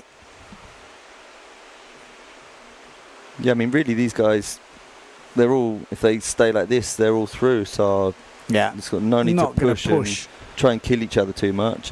But is it not the same as when you stop pushing, or you stop driving fast when a car, your concentration gets lapsed. I find it's kind of easier sometimes. Like here in the jibe, like. Just get out of each other's way, but yeah, exactly. I think a lot of them, they have such a race-winning mentality that they can't do that, and they just keep pushing and fighting till the end. But Well, it looks like Kuzan's come through in 4th place. Top 3 looks pretty secure, but we have seen some crazy crashes. When I spoke to Amado before, he actually, when he span out, he said he wasn't pushing. He was actually pretty relaxed. He said he wasn't high on the foil. And again, you know, still problems can happen. So it's not all over until they cross the line. Enrico Marotti plugs it down. Oh no, Enrico, is he going to get back up? He's had to flip the rig. Surely not. I think Giroux's going to come through here. Keep your eye on that 4th place. Let the winners go. We need to keep our eye on that 4th place because that's where the money is happening. At the moment, Benedetti and Johan So 1st and 2nd. Then we've got Kuzan, and then we've got Giroux, and Jimmy Tieme has actually made a claim for it. But where is Marotti? He's not still in. No, he's out. He's totally out. Yeah, he's totally out. Benedetti going to win it. The Italian. Italy 60. Well, there you go. He's obviously got some speed, Benedetti. Johan So 2nd. Alexander Kuzan 3rd. And then Giroux in 4th place. Yeah. Enrico Marotti, the wheels have fell off already. What's going on, John? That's 2. Well, he's had a losers final and now out in the quarters with a costly mistake. We saw it in Lake Garda. He was leading the final of the race. If he'd have finished in 1st, he would have finished 2nd in the competition, for the overall competition. He crashed and he ended up finishing 8th in the competition. Oof. I mean, wow. That is massive for like overall rankings. To lose that many places is... And it's just, wow, doesn't seem to be happening. What happened there? It just plugged the side or something. It looked like he lost lift or something happened. I mean, is like always having sort of competed, you sort of, you realise how much pressure and mind games there is going on. I'm sure you're fully aware of it. And it's quite easy when you sort of watch people doing sports, or you watch football or Formula 1 or whatever it is you're watching, and you're like, oh, what's he doing? What an idiot. And you're like, well, no, you have no idea what's going on in his head, and it's not. Or what they're dealing with, equipment-wise or whatever, the gust, even windsurfing's even worse. There's so many external factors which we can't see. The invisible force that is the wind has crazy things. I was just going to say, like, I spoke to Goya before, and he said when he crashed, what happened was Matteo went through past him downwind, like basically rolled him, and the wind from his sail created lift. He went up and he tried to push it down, and then the board went down, and that's what happened. So you're like, wow. No, I mean, especially on the foil, I think they're like, right, so much on the edge. I think that's what's really been really impressive with my check. I think just the focus that he seems to have found seems to be, because it's not. And he's handling it. Yeah, that's what I mean. He's not like, it's not a one-off like or anything. It's just like he's just putting together consistent boom, boom, boom, boom, boom. I think I read that he was the only one that's made every final. Is that right? It sounds right. Yeah, I think so. Maybe Matteo as well, but something like that. Yeah, no, it makes sense. I mean, like I said, I'm not taking the mickey, but I was saying about him juggling the balls. Maybe that's what he's put it down to. He's taking it seriously. He ain't messing around here. He means business. Here we go. Lining up. Oof, looks a good start, that, doesn't it? Really nice. Is this Jordi Vonk up this top end? Yes, it is. On the duotone. I think we've got... Jordi Vonk in this, Nico Preen, Huber, Mattis. We've got a lot of prides in this. We've got Kernam. We've got Macker, Preen, all on the Neil prides down that bottom end. Out in the front, though. Mattis has been going well. The French guy, he doesn't look a big fella. I don't know if you've had much dealings with him, but look at that. Jordi Vonk flying through on the fin. Just getting a nice gust from the top, and he's going to go around in 2nd place. We've also got William Huber, who is leading. Oh, you could see the wind there. He had to hold that as like a clue first. He's on a tiny sail, William Huber, as the rest of the foils kind of came through on that top gust. Look at this. All changed there. Jordi Vonk went from, 2nd to 5th or 6th in the blink of an eye. So Preen, Huber, Mattis, Macker, Vanderberg, Mercer and Kernam They're all in this. Bunched up on this next mark. They're going to come in. This is going to be very interesting. Yeah. Like I say, Jordi Vonk has got a difficult one here. It's quite a tight reach, this now. Going round in first place, it is William Hubert. Oh, then I think we've got windy there, does it, for Jordi? No. Then maybe Macker. And then Mattis. And then we've got Mercer, maybe, on the Severn. So who's the one leading? Hubert. Oh, it was Hubert. With Kernum. I think it's Sebastian Kernum from Denmark. So difficult to see the sale numbers, but I'm pretty sure it's Sebastian Kernum from Denmark in the lead. Hubert in second place. But the battle's going to be on for fourth place in this one. It's going to be a big battle as well. It's very tightly congested. We've got Jordi Vonk on the fin. Plus, we've got a whole heap of foils in the mix. In fact, Jordi might be out of it by the time we see him next. But Hubert goes round in first. Kernum in second. Then we've got maybe Nico Preen. And then we've got Mattis. Is that Amado going low? Is Amado? No, it can't be. I think it's Mercer. Oh, okay. Difficult to tell. I think that's Preen, isn't it?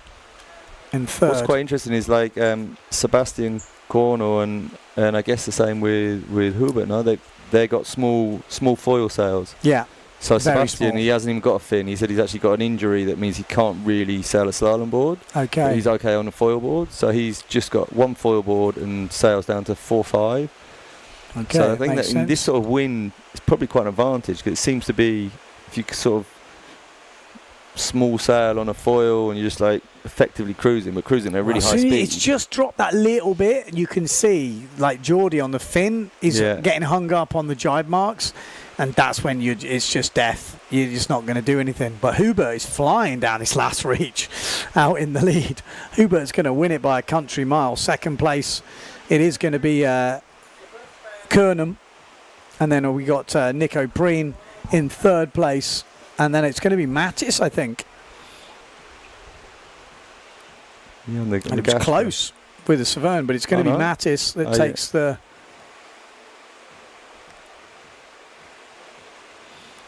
Mercer just missing out.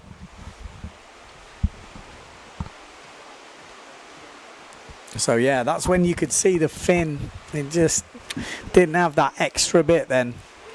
Yeah, I mean, I think that the problem here in Fuerte is that you quite often get these little holes, especially like early morning and in the evening, afternoon. Yeah. You sort of start to get a few holes, and then if you get one of those holes, you're fine. I think if you're on the reach and you get that hole, you can sort of get through it. But if you get that hole on the exit of the jibe, then you're in trouble. There's game over. Next heat is the last of the quarterfinals. We got Amado Vrieswijk, Nico Goya, Maciek Rakowski. We got Schoberg, Everard, Martini, Board, and Vorenberg. There's another tough heat, isn't it?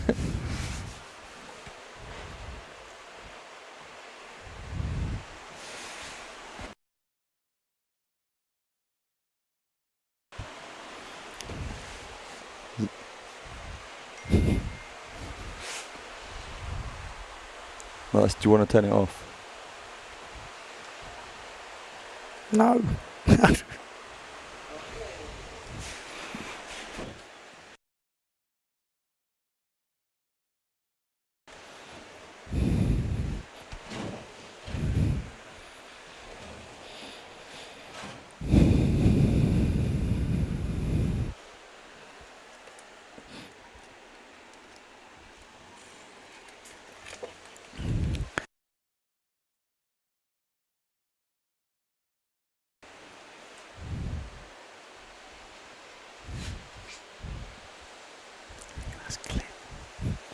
Can you...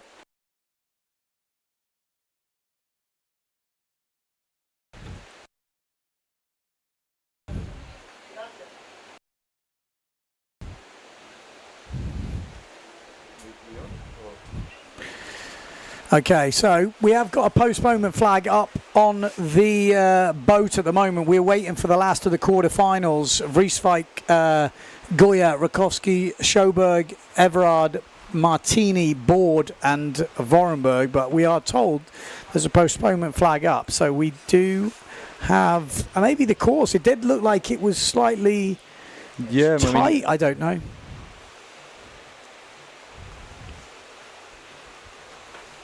No, I mean, maybe like as we go into the evening and the wind starts to shift a bit. Oh, wow.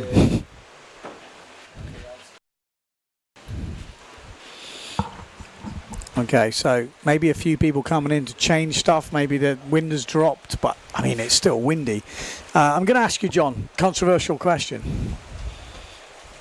Fin or foil, separate racing, fin and foil together. What do you think? I don't know, really. I think probably something needs to change a little bit. It definitely, I think, needs to be adjusted slightly. The tour we have this year, I think you could definitely do a couple of fin-only events. For example, you say Gran Canaria and Fuerteventura, fin-only, then the guys don't have to travel with like a ton of gear. They just come with probably a medium board and a small fin board. Yeah. Maybe you need to make the number of sails they can choose slightly bigger. But anyway, they come here just to race fin, and maybe have a sort of a slightly higher wind minimum. You say we're not going to race in under 12, 15 knots or something like that, so that you don't have to bring like big board and an 8.4 or 9.0. And then the other races where you kind of like you need that light wind option. You need that option to go in light winds. Then you have foil. Maybe, I don't know whether you do foil only or have this format in other places as well. But yeah, I think from what I understand and from the impression I get is like a lot of the guys would love to be racing on fin, but obviously they're not going to just race on fin for fun. When like in Gran Canaria, you sort of saw it that in the early rounds, like everyone went with the mentality like, oh, it's going to be a fin race, and they were all looking forward to it. They're all excited about it. And then the first round, it was like mostly on fin, except for Enrico, who then won. And then you saw the second one, then like, okay, if 2 or 3 more, and then the guys on the foil were just winning so easy. And everyone, like I remember seeing like Bruno, for example, he was like absolutely gutted. He was like, you know, sort of reluctantly took his foil stuff, and what he wanted to do was race on the fin. So it's tricky. It's difficult, isn't it? I can see it definitely at some point getting separated, because I think we're seeing bigger differences, and the foils are just going faster and faster. So before, like I remember 2 years ago, and they were saying like, oh, as soon as you're powered up on an 8.4, then you're quicker on the fin, and then it was like, oh no, like 7.0. It just kept going down and down, and by the time the season now we saw like in Gran Canaria, it had to be like 6.5, absolutely stacked on fin to maybe have a chance if you're one of the very, very, very top guys, and and that's only going to keep going down. So I mean, there are some rule changes planned for next year with like different restrictions. I think they're only allowed 1 foil board, and the idea of that was to kind of force the guys to be on fin more. But I don't think it's going to work. I think they're just going to be on bigger boards, stay on a bigger board, and be massively overboarded in strong winds. So what's your thoughts? I think we will see separate events, because I think the foiling discipline is definitely taking on its own animal now, and we're seeing high wind foil races. And if you want to push that side of the sport, they need their own tour. It is amazing. But I don't think it'll be their own tour. I think what we'll see, again, who knows, the sailors and the brands are going to vote, but I think we'll see separate fin and separate foil events, and then we'll see an overall champion, which will be the winner of the fin and the foil. Then we will also have a fin champion and a foil champion, but the overall champion that people will respect will still be the overall champion. But we will have also have a category champion. I mean, I have to say, the racing is actually phenomenal, isn't it? I mean, everyone that was in Gran Canaria, I saw like local guy, they're like, oh, it was so amazing, and to see the foil. Yeah, no, it's amazing. So it's definitely amazing to see, and it's so technical. But I think to push both sides of it, they need to be separate. Otherwise, it's difficult to push. At the moment, the foil is getting pushed, and the fin's not. Okay, so there we go. Amado Vrieswijk up this top end. A good start from him. Also, That was Nico an amazing start from him. Goya, not with a good start, but he doesn't need a good start, does he, when you're that quick? Maciej Rakowski in that middle bit. Not so clear, actually, at the moment. A little bit further back, we've got the Neil Pride of Bruno Martini also looking good, and he could cause some upsets here. You know, there's some big guns in this. Maciej won't want to push too hard, but as we've seen, those crashes can happen at any point to anybody. Round in first place, though, it is Amado Vrieswijk. Then we've got Bruno Martini, Nico Goya. Then we've got Maciej Rakowski, and then we've got the Severn of Cedric Board, yeah. Cedric Board pushing so Maciej Rakowski. Oh, that scares me. You know, when you see the crashes, I think Maciej thought the same thing. He thought, if I crash now, I don't want Cedric Board right behind me. But Amado Vrieswijk has got, well, he's one of the fastest. The mistake in the last one with that spin out. Well, it was the final that he was leading, right? Yeah. He was looking good for the win. But Amado Vrieswijk rounding first. Bruno Martini, look at that. Cedric Board cutting through the middle of Nico Goya and Maciej Rakowski. So Cedric Board, I was about to say, is he going boom or bust right now? Because he's pushing some of the best guys in the world. It's a strange place to crash there. It's just like... He's obviously on the edge because he was pushing hard. I mean, that was a do or die move, really. But then he sort of made it and then couldn't hold it. But it looks like the top four are going to get away here. Oh, who's that? Who's that? Oh, crikey. Is that Bruno? I just took my eyes off the screen to look down, and Bruno Martini was doing all sorts of shenanigans. Well, fair play How did he manage to recover? Like... The Italian done the bucking bronco there halfway down the reach. I mean, they had such a good lead. Maybe he started to relax. His heart must be at like 200 there. My God. I mean, Bruno is known for that. He does have moments where you never know. He can either win or he has a moment like that. But Bruno, we know he's one of the fastest in the world. But who is the fastest in the world? Nico Goya at the moment leading. He's crept up into the lead. Amado Vrieswijk in second. Doesn't really need to push. Just needs to keep it steady. So Goya, Vrieswijk, Rakowski and Bruno Martini still there in fourth place. It's done well to... did so well. I looked up after you were oohing and ahhing for a couple of seconds, so he must have had a proper at one moment. point he looked like he was like dead downwind, like with the nose planted in the water. Like I'd already been in abort mode. Getting away from me. He was held I mean, on we've and seen on these reaches anything can happen. We've still seen, you know, someone going down heavily, but the top four have got a very nice, clear run here. So Goya in first place. Second place, Amado. Then we've got Maciej Rakowski, and it is Bruno Martini who stays in fourth place and makes his way into the semi-finals. I mean, that's just, I mean, that level just to be getting into the semi-final is pretty insane.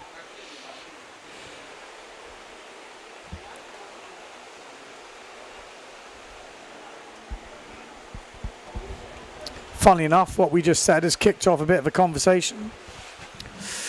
Stream Factory, I absolutely don't see the problem that the sport has evolved to the sport where foils most of the times is the fastest. I don't think it has. I just think people are seeing it as two different sports. I really think that that's what's going to happen. Foiling becomes a different discipline. Not a different discipline, but a different craft almost to the fin racing. And people want to see the fin racing as well. So you want to see both. It doesn't have to take it away. But I feel we would need, in an ideal world, 4 events on each tour. You know what I mean? Or at least. Yeah, I don't know. I think it could. Because you could come to an event like this, and you could do, like we saw in Gran Canaria, 3 days of racing was enough. 2 days was exciting. Yeah. You could have a 2-day foil-only event here, and it'd be an epic event. It would be close racing. You know, with 2 days, the points are tight, anything can happen. And then you could have 3 days or 2 days of fin racing. And there's no reason why you can't do that in a windy location. Maybe as a competitor, that would be a ridiculous amount of kit. Whoa, I just seen that view again. Oh my God, that is the save of the day. Did you see that? The thing just went. Can we have another look at that? Or is there time? Maybe there's not time. Watch. Oh, he was so on the edge. He was centimetres from that foil breaching. That first bit, it was nearly out of the water. I think also you have to look at the strength and ability to hold on to that is pretty I mean, impressive. he's a beast, isn't he? Yeah, yeah. Bruno is absolutely stacked.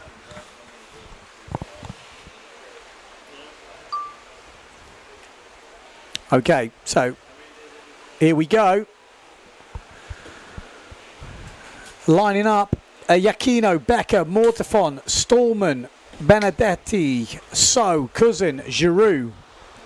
We've got, looks like Iachino's back on the foil down this bottom end. We've got Becker down there challenging down the pin end. Do you know what I mean? This guy is not scared of the big boys, that's for sure. It's because he is a big boy. We've got the Beast in the middle, Johan So. We've got Mortafon a bit further back. Giroux in the mix. Stallman in the mix. Oh, super close. Difficult to tell from there. We know the Beast is in the middle, that's for sure. And someone's flying down from that top end. Is that Giroux on the Gastra? Someone's going around in first place. Iachino on that inside. Actually, no, it's Benedetti. Benedetti flying through on the inside on the Challenger. That was a hell of a jibe. And he looks like he's got a pretty decent sized sail on him as well. So could he throw the cat amongst the pigeons here, the Italian? We've already seen Bruno Martini escape death in that last one. And the Beast is looking a little bit deep at the moment. He's got some work to do, Johan So. So this could be a very exciting semi-final. Top four qualified for the final. So it's really important, top four here. I think it's Patrick. Is that Becker in first? Second place, Benedetti. Mm-hmm. We got Becker. There, actually. Becker in there as well. No, it's Becker leading. So Becker leading. Second place, Benedetti. Then we've got Alexander Cousin. And then we've got, what, Pierre Mortafon? Matteo Iachino behind. Then Giroux. Then the Beast. Right at the back at the moment. With Stallman's in there as well. Sorry, Stallman is on the Gastra as well. Wow. It's hard to call this. Becker looking solid right now. So Becker, the German, leading. Then we've got Benedetti. Then we've got Cousin. Then we've got Iachino. Good job on the inside from him from Mortafon. Where's the Beast? The Beast has got some serious work to do. Would you count him out right now, John? I mean, Becker is going hell for leather right now. In the front, a little moment from a little bit further back there. Benedetti looking good on the Challenger. Then we've got Alexander Cousin, Pierre Mortafon, Iachino looking outside the top four. So is the Beast. That's going to be a hell of a fight here. Let's keep our eye on those top four. So Becker looking good. Oh, moment for Iachino. Iachino's down and out. Iachino is definitely out. At the moment, it's Alexander Cousin versus the Beast. We're going for that showdown once again. The Beast took him on the last one. He crept from inside, and Cousin is not going to let the same thing happen again, surely. Alexander Cousin is not going to back down. He's got him covered now, hasn't he, this time? Yeah, he cruised it last time. He didn't see him coming. It's a whole different ball game now. But look at the upset in the results there. I mean, well, what do you call upsets? But Benedetti, you know, he's a new name on the tour. What's his background? Is it good question. His first event? I need to do some homework, quick smart, because that is that's it. Alexander Cousin makes it, Becker makes it, so the two Patrick riders in the mix. Mortafon makes it, and Benedetti. Whoa! So if that means if Iachino didn't make it through to the final, he was I think he was the only one with the 100% record with my check. Oh, really? That's what I read in the pre-event. It sounds plausible. I won't lie.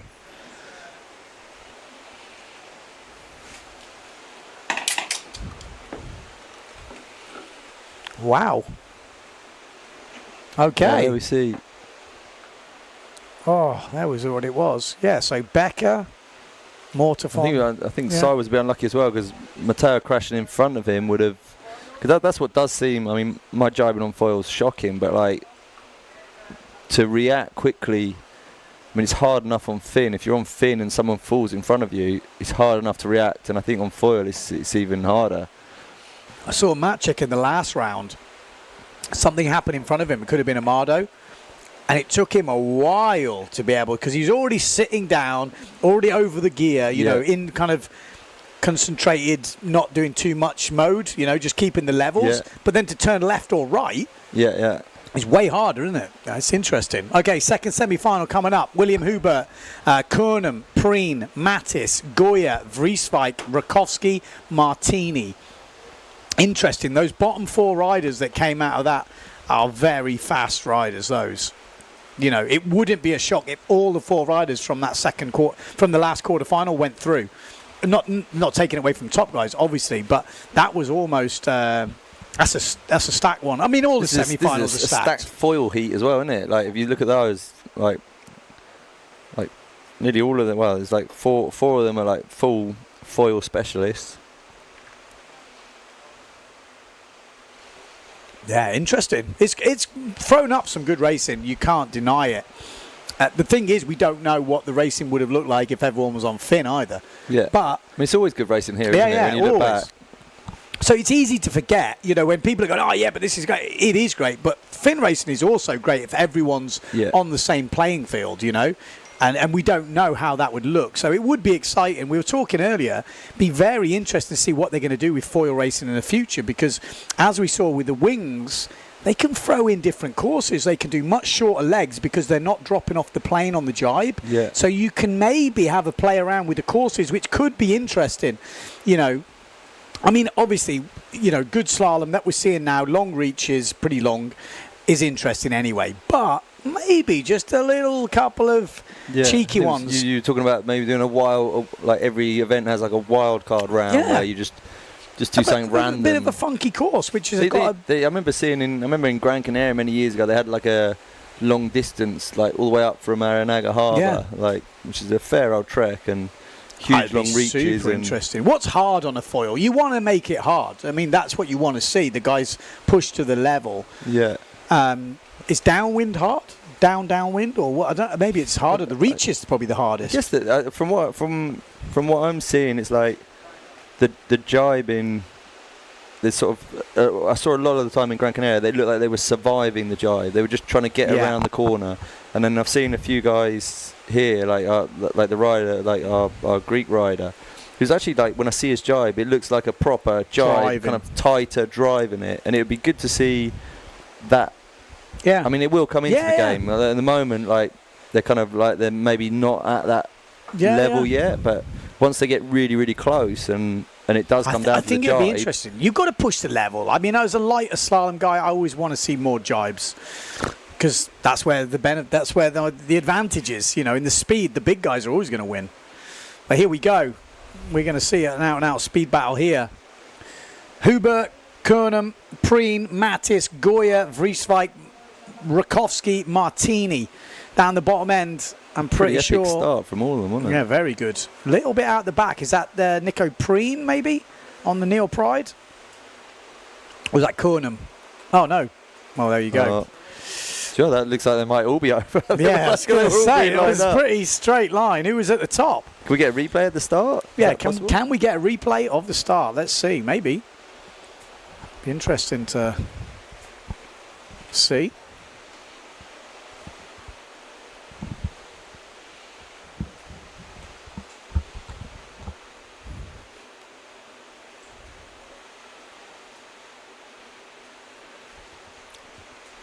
So, general recall.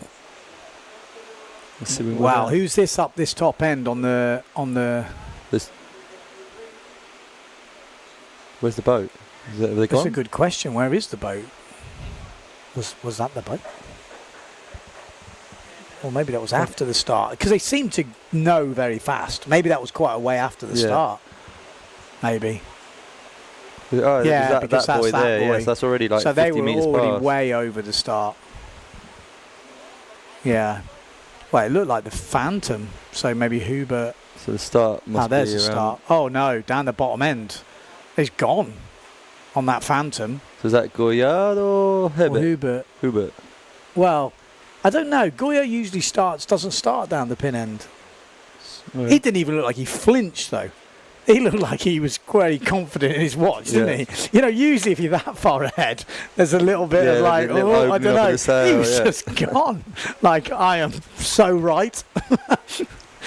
It's scary, isn't it, that? When you know you're like, you fucking hell, that was either a really good start or they've done me. Let's have a look, see what the live ticker's saying. Yeah, official results from the last one. Becker, Mortafon, Benedetti and Cousin. There you go. It's hard to pick the winners right now, isn't it? I think it's very difficult. Benedetti's making a name for himself here. Can you ask the chat? For sure, everyone... Yeah, give me some information on Benedetti. He's obviously Italian. He's got Challenger sales. Is he young? Because I think we're going to start to see more and more young guys that have come from IQ that are going to come in here and smash it on the foil. Yeah, it's quite interesting. You know, what's the guy that was third in Italy?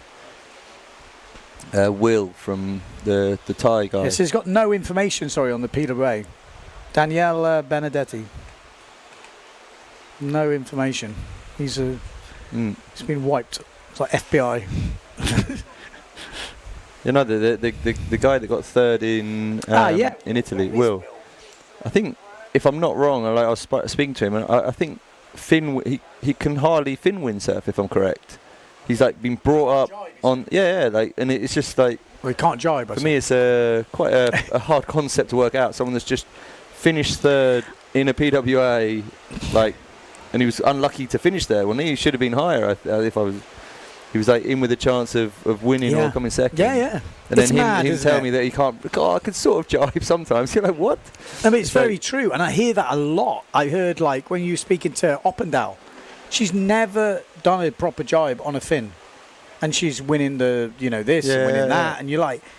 And like you say, when you come from a windsurfing background, you're like, I can't even get my head around it. How can you then do that? But then what I realise is people that learn on a foil, it's actually relatively easy to do planing jibes. Whereas if you learn to windsurf on a windsurfer, to do a planing jibe is like when you've done the planing jibe, you've cracked it. And that takes years and years and years. Years and years and but a million magazine articles and everything else. Yeah. But I think if you go from windsurfing to foiling, it's actually hard to learn to jibe because you've got so many bad habits for foiling, not bad habits for windsurfing, but bad habits for foiling, because you lean back, you trust the rail, whereas actually with foiling, really, you've just got to keep the board flat. I mean, the basic level. If you keep the board flat, it'll stay planing, because there's nothing really to slow it down. So you only need barely minimum foot movements. Whereas in windsurfing, you kind of drive in everything.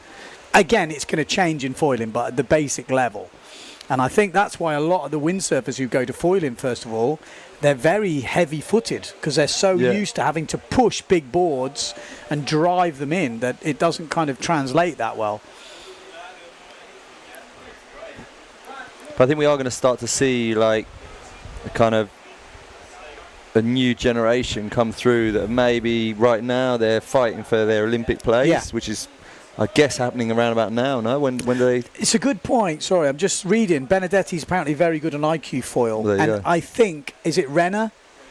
Is it the Italian guy? I'm guessing he is just killing it at the moment. And maybe he's just gone, you know what?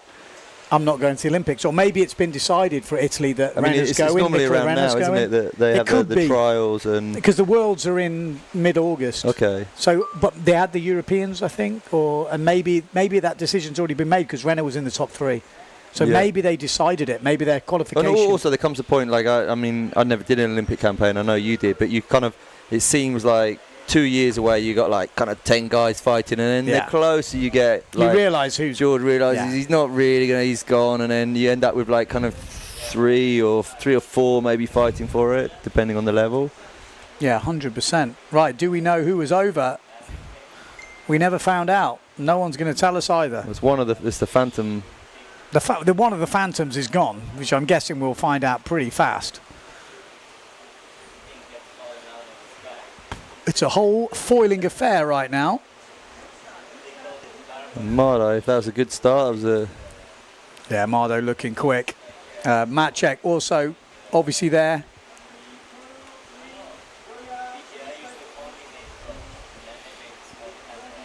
So we'll try and work out which Phantom we're missing, but we're definitely missing one. At the front of the fleet, though, Amado Vrieswijk looking good. I think we might be Goya who's already gone. Whoa, it's crazy, isn't it? Vrieswijk goes round in first place. Second place, have we got Preen in there. Maciek, Rakowski looking solid as well. I much preferred his pink sails. He was easier to spot. Yeah. Bruno. That's Bruno. Yeah, Bruno. He's not scared to go close, is he? Oh my goodness. God, yeah, Bruno. He's crazy, isn't he? That looked like Goya, maybe. Maybe I'm confusing. It was maybe Hubert who went out. Pretty solid at the moment from the top four, although Mattis is having a little bit of a go. So, Maciek goes down. What do you make of that? Did you see what went wrong there? Don't know. That's a nasty. It's not a quick getaway, that one either, is it? Sail wrong way, wrong side. So Amado Vrieswijk looking good. Bruno Martini in first and second. This is the semi-final. Top four go through to the final. Let's pump up the commentary because things are getting exciting now. The first elimination winner, Maciek Rakowski, has crashed out at that second jibe mark. Let's see if we can get that drone looking back so we can kind of see what's happening. We need to get those winners in and then see what's happening behind. Otherwise, we end up just watching two people all race. So hopefully we can get that view getting back. The guys are quick though, so it is difficult. But Amado Vrieswijk, Bruno Martini. Then we've got Kernan maybe. No, it was the Kernan's Phantom in fourth. Yeah, so it's... I would like to say it's Goya, but maybe it's Hubert. We should see him as he comes past the screen sometime soon.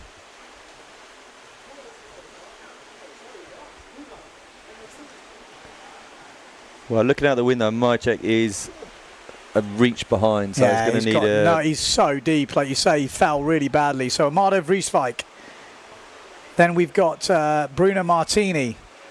Then we've got the Phantom. Let's stay on that fourth place, boys. Come on. Really need to see that battle for fourth. That is where the action is. Yeah. So Bruno Martini, we know he's in second. We know Amado's in first, but we want to see what's happening for fourth. It's a real fight going on. Look at that. What is happening there? Kernan's there. Mattis is there. Who is the fight between? We've got the Phantom in third, but it looks like Mattis on that Gastra sail is going to be the one. So it's Amado Vrieswijk that is going to win it. Second place is Bruno Martini. Then we've got the Phantom of, I'm guessing, Hubert. The Neil Pride. Oh, and it is Kernan. Kernan maybe on the Neil Pride or Preen. Very difficult to see. They've all got the same sail, same colour, same stickers. Yeah, very, very tricky to... Yeah, no, it was Cornham because I'm just looking out the window and that's Preen. It looked like Cornham. It looked like Cornham. So we have got that crash from Maciek Rakowski. So the current event leader, World Tour leader, has crashed out in the semi-finals. Oh! It's very low on the foil, wasn't he? Really low. Just stuck. Oh, I mean, he went really close to the mark. Yeah. Interesting. Well, that's it. Both 100% final records gone in. Yeah, that's how we roll it right now. What elimination are we on in the second elimination here? But like overall, I think it's like how many did they do? 15 8 or 16 or something like that. 8. Oh, in Garda as well. Yeah, 4 in Garda, 11, 15, 16. Pretty impressive to make every final in 16 rounds. Okay, so we got 4 riders. I hope that's a little blip, but we should have 8 riders.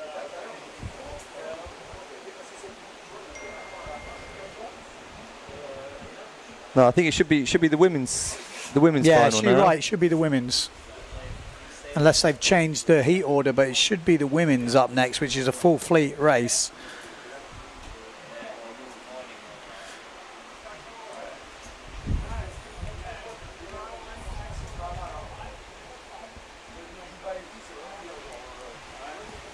Yeah, well, we never got confirmation of the... I'm just looking for the results to come through. Let's have a look, see if we can work it out.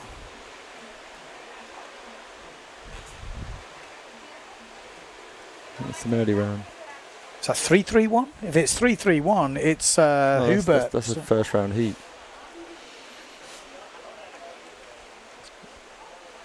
Oh. Right, correct. It was him anyway. Yeah. So it was Hubert. It was Hubert. So Goyard out. Okay, so Okay. we're straight up to the women's final, full fleet race. And it was Kernham who finished 4th in the last one. Are they all on Finn? It looks that way, doesn't it? Justine Lemaitre, there's a we've got couple down the Blanca bottom. Alabau, Okay, no. and maybe Marion Mortafon on the foil. Sarah Keita definitely on the fin. Jenna Gibson on the fin. These two looking like first and second right now. It's going to be all down to the jibes because we know it's dropped off a little bit, but maybe that suits them. We've got Van der Veen up that top end, Blanca Alabau on the red sail in the middle, but Sarah Keita is absolutely charging, just rolling Jenna Gibson as she comes into this first mark, asserting her dominance over the British rider. But Sarah Keita round in first. Jenna Gibson actually had a little moment there, but she manages to hold it on. Van der Veen goes inside, but takes out Jenna Gibson. She went inside, but there wasn't much room, and as she accelerated, took each other out. So Sarah Keita now in the front. Oh, that's not going to feel good, and there's a few in the drink. Oh, and when they're all tangled up, that's even worse. Not only in the water, but your sails are underneath someone else's. Absolutely horrible feeling, isn't it? When you just, at least they're going to have lots of racing. Sarah Keita looks like she's got plenty of breeze. Maybe she is struggling. Maybe she's gone big because she is struggling to hold the power down. She's got Blanca Alabau right below her. What's going to happen on this jibe mark? I'll tell you what, she's going to go inside. Sarah Keita's going to have a better jibe here inside and be able to get the power on much quicker. But Blanca goes wide and keeps some speed. And there we go. That's what Blanca Alabau did all day long in Pozo. She is just staying there. This is a repeat of, we saw this so many times in Gran Canaria, didn't it? These two going neck and neck. Sarah just like pipping her with the speed maybe, but then round the course. It looks like Sarah Keita can't throw the power down. She can't lock it out. I'm not sure what's happening. She's getting pushed up a lot by Blanca. So Blanca may be putting some tactics in here. It's definitely working. And Blanca looking very good here. As we know on the foil, there is no guarantees. 2 jibe marks to go. Sarah Keita Offeringa trying to keep her 100% record. 2 bullets out of 2. Blanca Alabau trying to upset that as she comes into this penultimate jibe mark in first place. Jibe from Sarah Keita. Blanca Alabau, great jibe from her down wide. Now Sarah needs to get the power on. Maybe she's gone bigger on the sail. She's going to have to go underneath here. Yeah, there she does. And if she can throw the power down, she's got more speed. And then it's going to come down to the last jibe mark. But this is far from over. We've 1 jibe mark to go. Sarah Keita Offeringa on the fin versus Blanca Alabau on the foil. And at the moment, Blanca looks like she's got this. She is looking very, very in control as we head out. Sarah Keita struggling to get the board to sit right over the chop, and it's going to be Blanca coming into this last jibe mark in first place. And then there's going to be a speed race, a drag race down the last one. Not a good jibe from Blanca Alabau. That wasn't a great jibe from her. And now we're going to see it. I think Sarah Keita might get this. It was a much better jibe on the inside. And with just pure speed, maybe I'm wrong. This is going to come straight down. Blanca Alabau versus Sarah Keita Offeringa. Sarah Keita really needs to keep it together. Blanca keeping it solid. We haven't got long to go. It is a full drag race. This is Finn versus Foyle. I really wouldn't want to be one of those riders. It must be sketchy as. Sarah Kita is trying to push her up, but Blanca's on the foil. This is going to come down to it. Blanca's nearly got it here. Any moment, she feels like it could explode. Sarah Kita coming back. She hits a bit of chop, and Blanca Alabao is going to get it, is she? I think Blanca Alabao got the win there, and that was a proper Finn versus That's Foyle. some of the best racing I've seen. That's reminiscent of the Matteo Albo finish. That was ridiculous, wasn't it? Amazing. I think we got Marion Mortefon in third place, Justine Lemaitre in fourth. Wow. That was I was almost I was waiting for something to happen. It's scary because it looked like Sarah kind of she let off a bit because like Blanca came down and I'd be terrified. Whoa. Terrified. It scares me having a foil that close to me. I mean, they're slightly unpredictable. You know, with the gusts, we've seen it with the men. Like for no apparent reason, bang.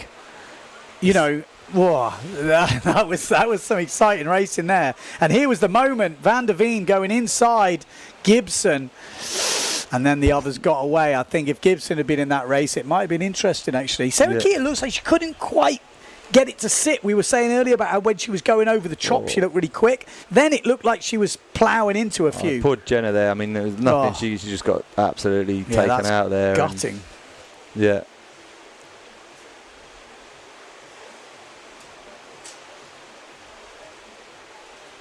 Is this just official results from before while we watch these replays now?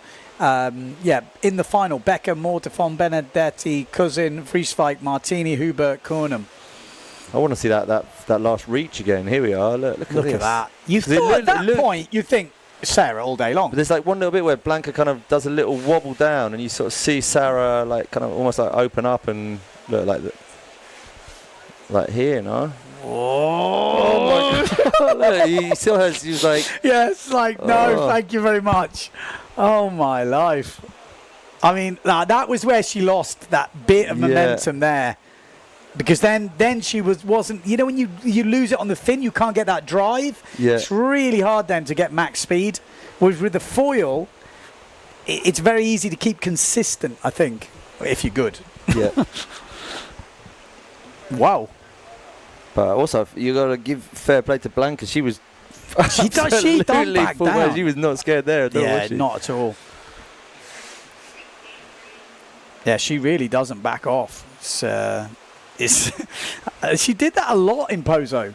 You know, she had those moments on the last reach where you think, she's not got this, and she would just be going till the last breath, and it shows as well. You know, with the fin, especially in this choppy conditions, one moment the foil just accelerates straight past. Okay, here we go. Confirmation of did Blanca runners get up final. So Johan So, Stallman, Giroux, Iachino, Mattis, Preen, Rakowski, Goya. It is Goya who was in that runners-up final, so he was over the line. This one, isn't it? This is tough, really tough. It's been a few tough losers' finals. Yeah, like 3 of the sort of favourites for the event. Look at that. We got the beast going head-to-head with Goya. We got Maciek, Rakowski. Look at that. 3 of the best riders in the world in this runners-up final. Matteo should be there as well, no? Yeah, Matteo's just below.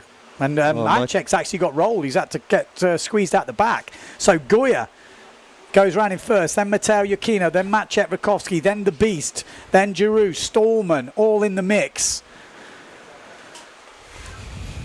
How do you see this one going? Nico Goya, he's got something to prove, I think, in this one. You've got to say, I mean, we know that he's the fastest, if not one of the fastest, and if he's got a clear lead.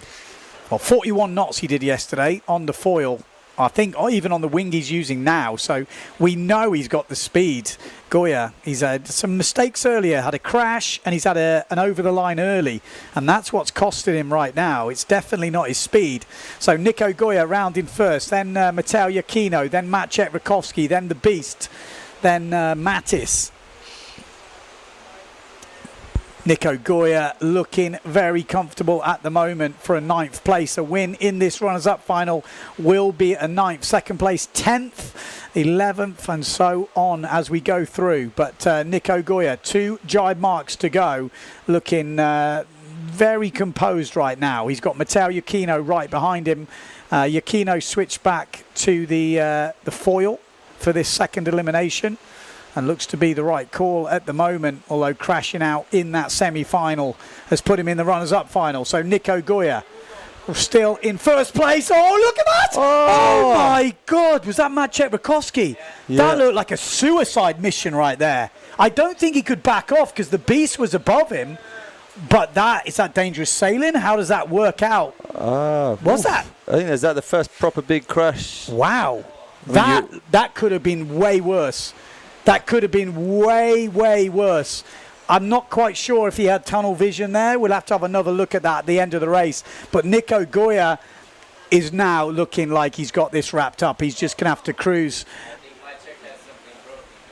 Well, he must have. I mean, that seems like, I don't know. We'll have to have another look at that. It happened really fast, but it looked like he couldn't back off because the beast was above him, but then he had to go for it maybe and just made the decision that he thought he would just go wide. Sometimes and you do get fenced in, and the only thing you can do is just like try and shove it on the inside. And how do you stop it? It looks scary though. That just goes to show how those moments of adrenaline and whatever can change. But Nico Goya will win this runners-up final.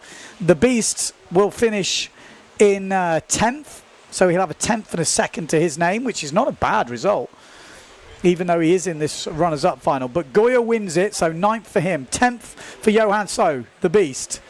And then Scotty? Mattis, looks like.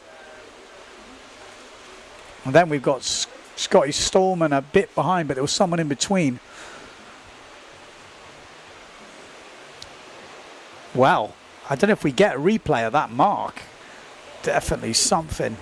As we go, we're going to go back up to the final, but here we go. So Goya goes round. Wow. No, it just clips the back of Maciej's board, no? Can we have another? Is the drone replay on there?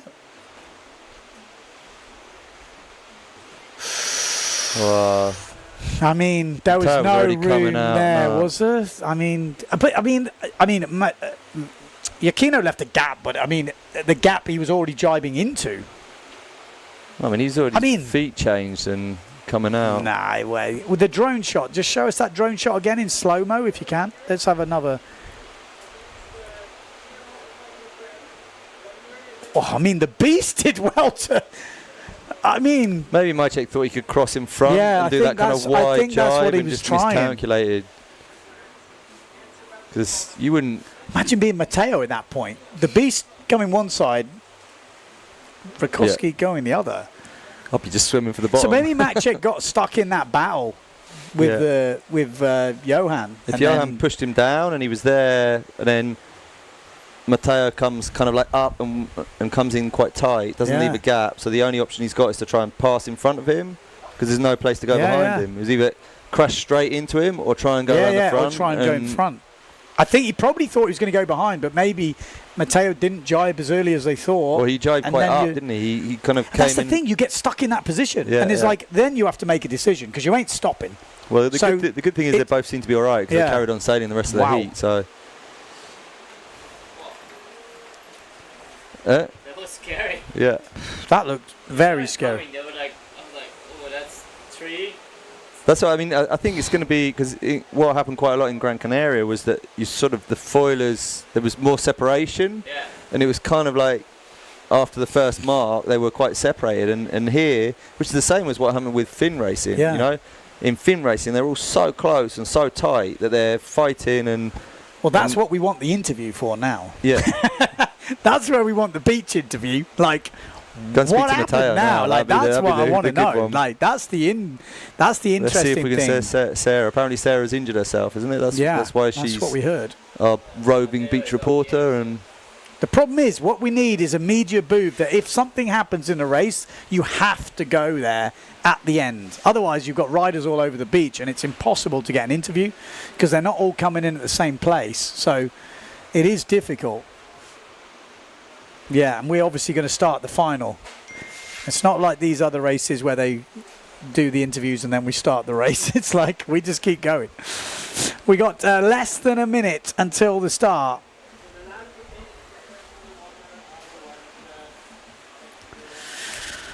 Well, here we go. Final. We've got Michel Becker, Pierre Mortefon, Benedetti. Could he win his first ever final on the PWA?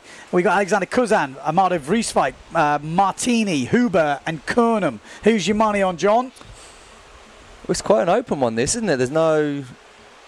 I'm going Vrieswijk. I'm putting Martini. it out there. If Martini puts it together and Good point. nails it, he could easily do it as well. That's a good point. Here we go. Here we go. We're lining up. So who have we got? We've got Becker down the pin end. So right on the far right, we've got Michel Becker. Just upwind of him, we've got just sailing up Mortefon is Amado Vrieswijk. So making himself some room. Actually, it's Kuzan and Becker down that bottom end.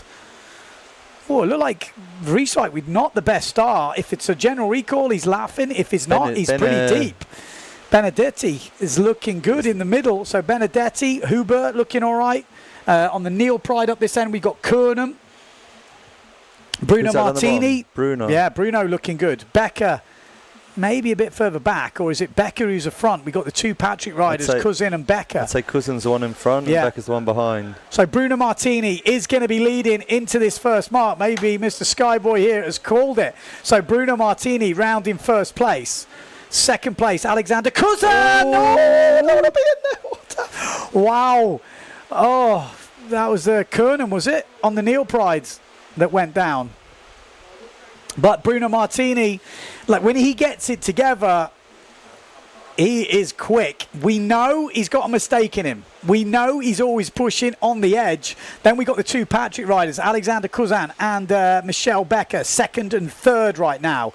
And then I think we've got, is that Benedetti in fourth? No, I think it's Amado. So it's Amado in fourth. So Bruno Martini first. Second place, Kuzan. Then we've got Becker. Then we've got Amado Vrieswijk. I'm still calling Vrieswijk to come through. Then we've got Benedetti. Vrieswijk will be leading the event. He's the only one who made the last final. Yeah, it's going to be an interesting mix-up in all the overall results after this. But Bruno Martini looking very solid indeed down this bottom end. He's got the speed. Kuzan looking good. The Patrick team looking good as Amado has a moment there as his board was bouncing off the water. Which sounds stupid, but it's a foiling race. You don't want that board anywhere near the water right now. And but he's flying. He is catching the other two Patrick riders as we come into this jibe mark. So Bruno Martini round in first. Let's see if we can keep all the riders in shot. Because there will be, let's keep them. Oh, come on. Keep Mr. Drone. Come on. Keep them in shot. Looked like Amado touched down. Yeah, he's touching down all over the place, but he's pushing hard, but he seems to be touching down. But at the moment, still Bruno Martini out in the lead. Looking good. One jibe mark to go. He is usually all or nothing, Bruno. He really is going for it. One jibe mark to go. The Italian, Bruno Martini. First place. Second place. Becker is it now? Yeah, Becker up to second, and Amado pushes through. Or someone else has gone down there on the outside. He's just pushed in Kuzan, I think it was. So Amado pushed in Kuzan. Becker still in second. There's going to be a fight here between Amado Vrieswijk and Becker. Amado is going to push super hard, but out in the lead, Bruno Martini will get the second elimination win. He has got a hell of a lead, the Italian, and he is coming down to the finish. Any type of explosion now would not be welcome, but he's not going to explode. Bruno Martini wins the second elimination. Great result for Bruno. Brilliant result for Michel Becker in second. Amado Vrieswijk in third. And fourth place, Benedetti. Great result from him, followed by Huber. And then I think we've got Mortefon and then Kernum. And Kuzan, who was in third. Yeah, Hubert. So Hubert could well be leading the overall rankings in the men after second elimination. We'll have to do some maths.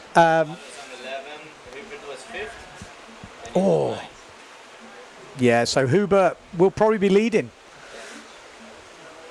Hubert will be leading this event after this second elimination. That could have gone way worse. especially for Michelle Becker.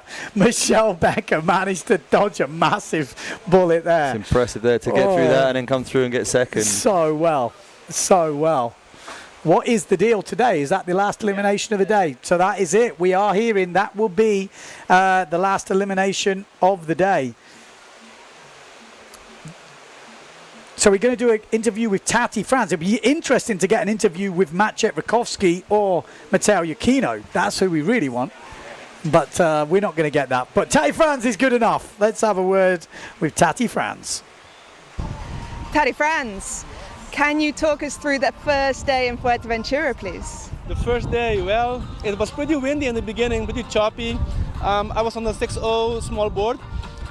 The day started like, pretty relaxed. I was pretty relaxed, and then as the heats were going, it felt a little bit more like it was getting lighter and lighter. In the final, I did 7. I was hoping to be like top 5, but in the end, every little mistake you do, you just finish, you just lose everything. And then, I don't know, I feel like I wanted more wins, but in the end, there's not enough to get you going. And the guys on the foil are just freaking fast. Like, it's impossible to beat them. So, and the same with the match. Yeah, I don't know. One final, and also you're having a nice little battle with Jordi, both of you on the fin. What's this about? Well, Jordi is like foiling and fin. So actually the battle is not really official. But at the moment he is 1-0. The key. So yeah. Nobody has really. You plan to take it back? You're going to beat him this week? Depends on the wind conditions. Good luck. Long live the fin.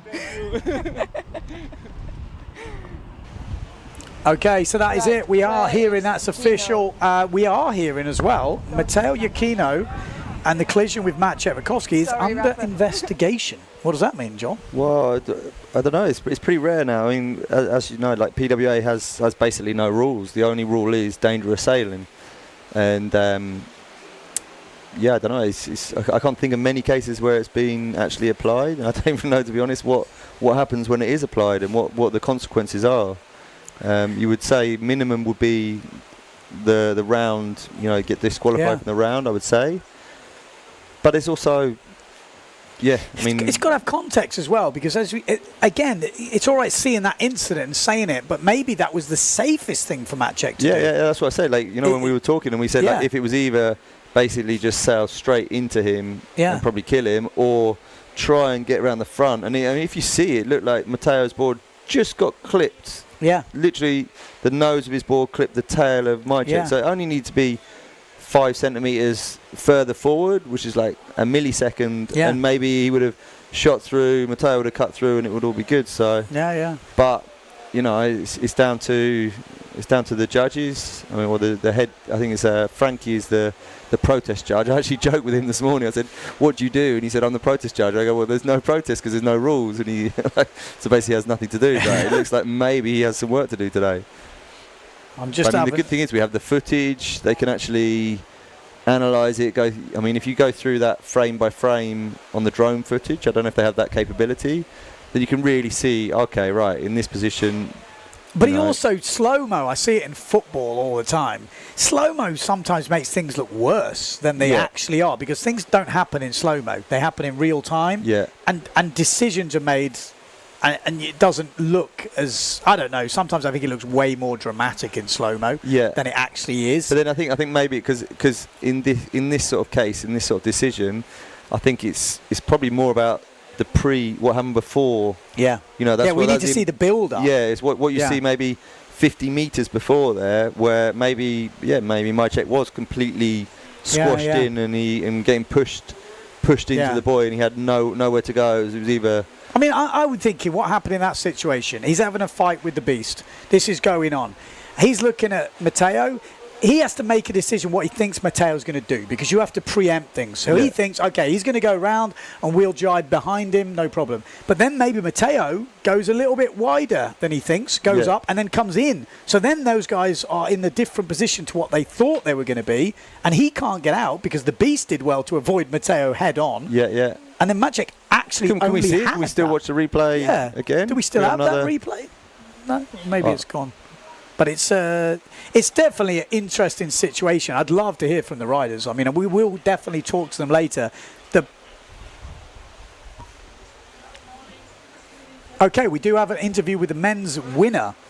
So Bruno Martini coming up by the sounds of it. Bruno Martini winning that elimination. How was it? Was good. Actually, I really had a good start on the pin. And I was waiting for Amado because I know especially starboard is flying. Actually didn't come, so I said, fuck, this is my opportunity. And then I was pushing hard, Portag as well. I'm feeling a little bit more comfortable if I'm not exploding, obviously. But yeah, especially I feel so good with this stuff. At the beginning, first round, I did a huge mistake because I was too much overpowered. But now with my 5.7 foil, I was consistently good. Yeah, super happy and still a long week to go. How do you feel about the rest of the week? Whew. It's gonna be long, gonna be intense. The fight will be open until the end, as usual. Thank you very much and good luck. Yeah, so there we go. Bruno Martini. It's interesting, actually. Where was he in the first elimination? I think he went out early. I think he crashed. Yeah, but didn't he come back in the runners-up final? No. I think what's quite interesting that we sort of maybe don't touch on is like he was all right out. At the moment there are huge differences in their sail size. So in that last we saw, was it Hubert and Martini battling, and I would imagine Hubert's on probably a 4.5. Yeah, and Bruno's like on a 5.7, and that's his smallest. And you know, I think that's why when we say like, he crashed out in the first round. But in the first round, it was really, really windy, and he was on a 5.7, really, really overpowered. So it's obvious that you're going to be out of control, and everything's going to be tougher. And okay, just cut in, John, because we have Blanca Alabao for an interview. It'd be interesting to hear what she says about that last reach. Alabao, winner of the final elimination today. How was it? Pretty exciting. In the beginning I was not feeling really comfortable. I had some pain here and there, and yeah, in the end I changed something and it works.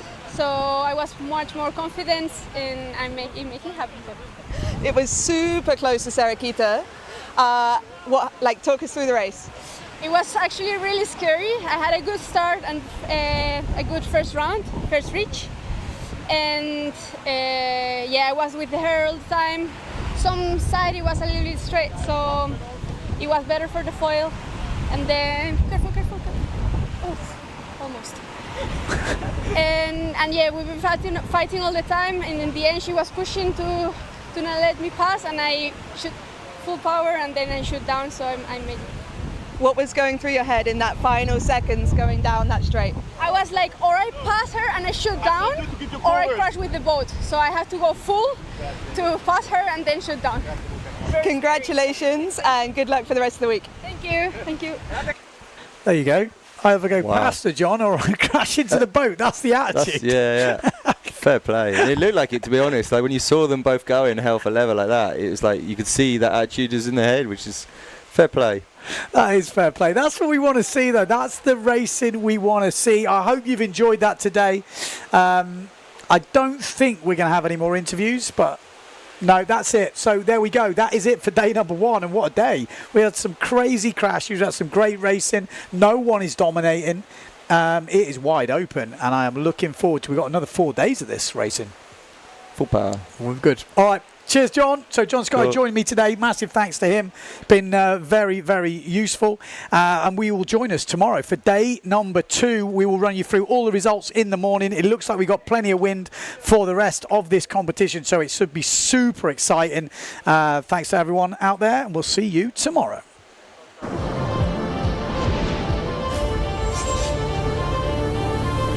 Welcome to Fuerteventura.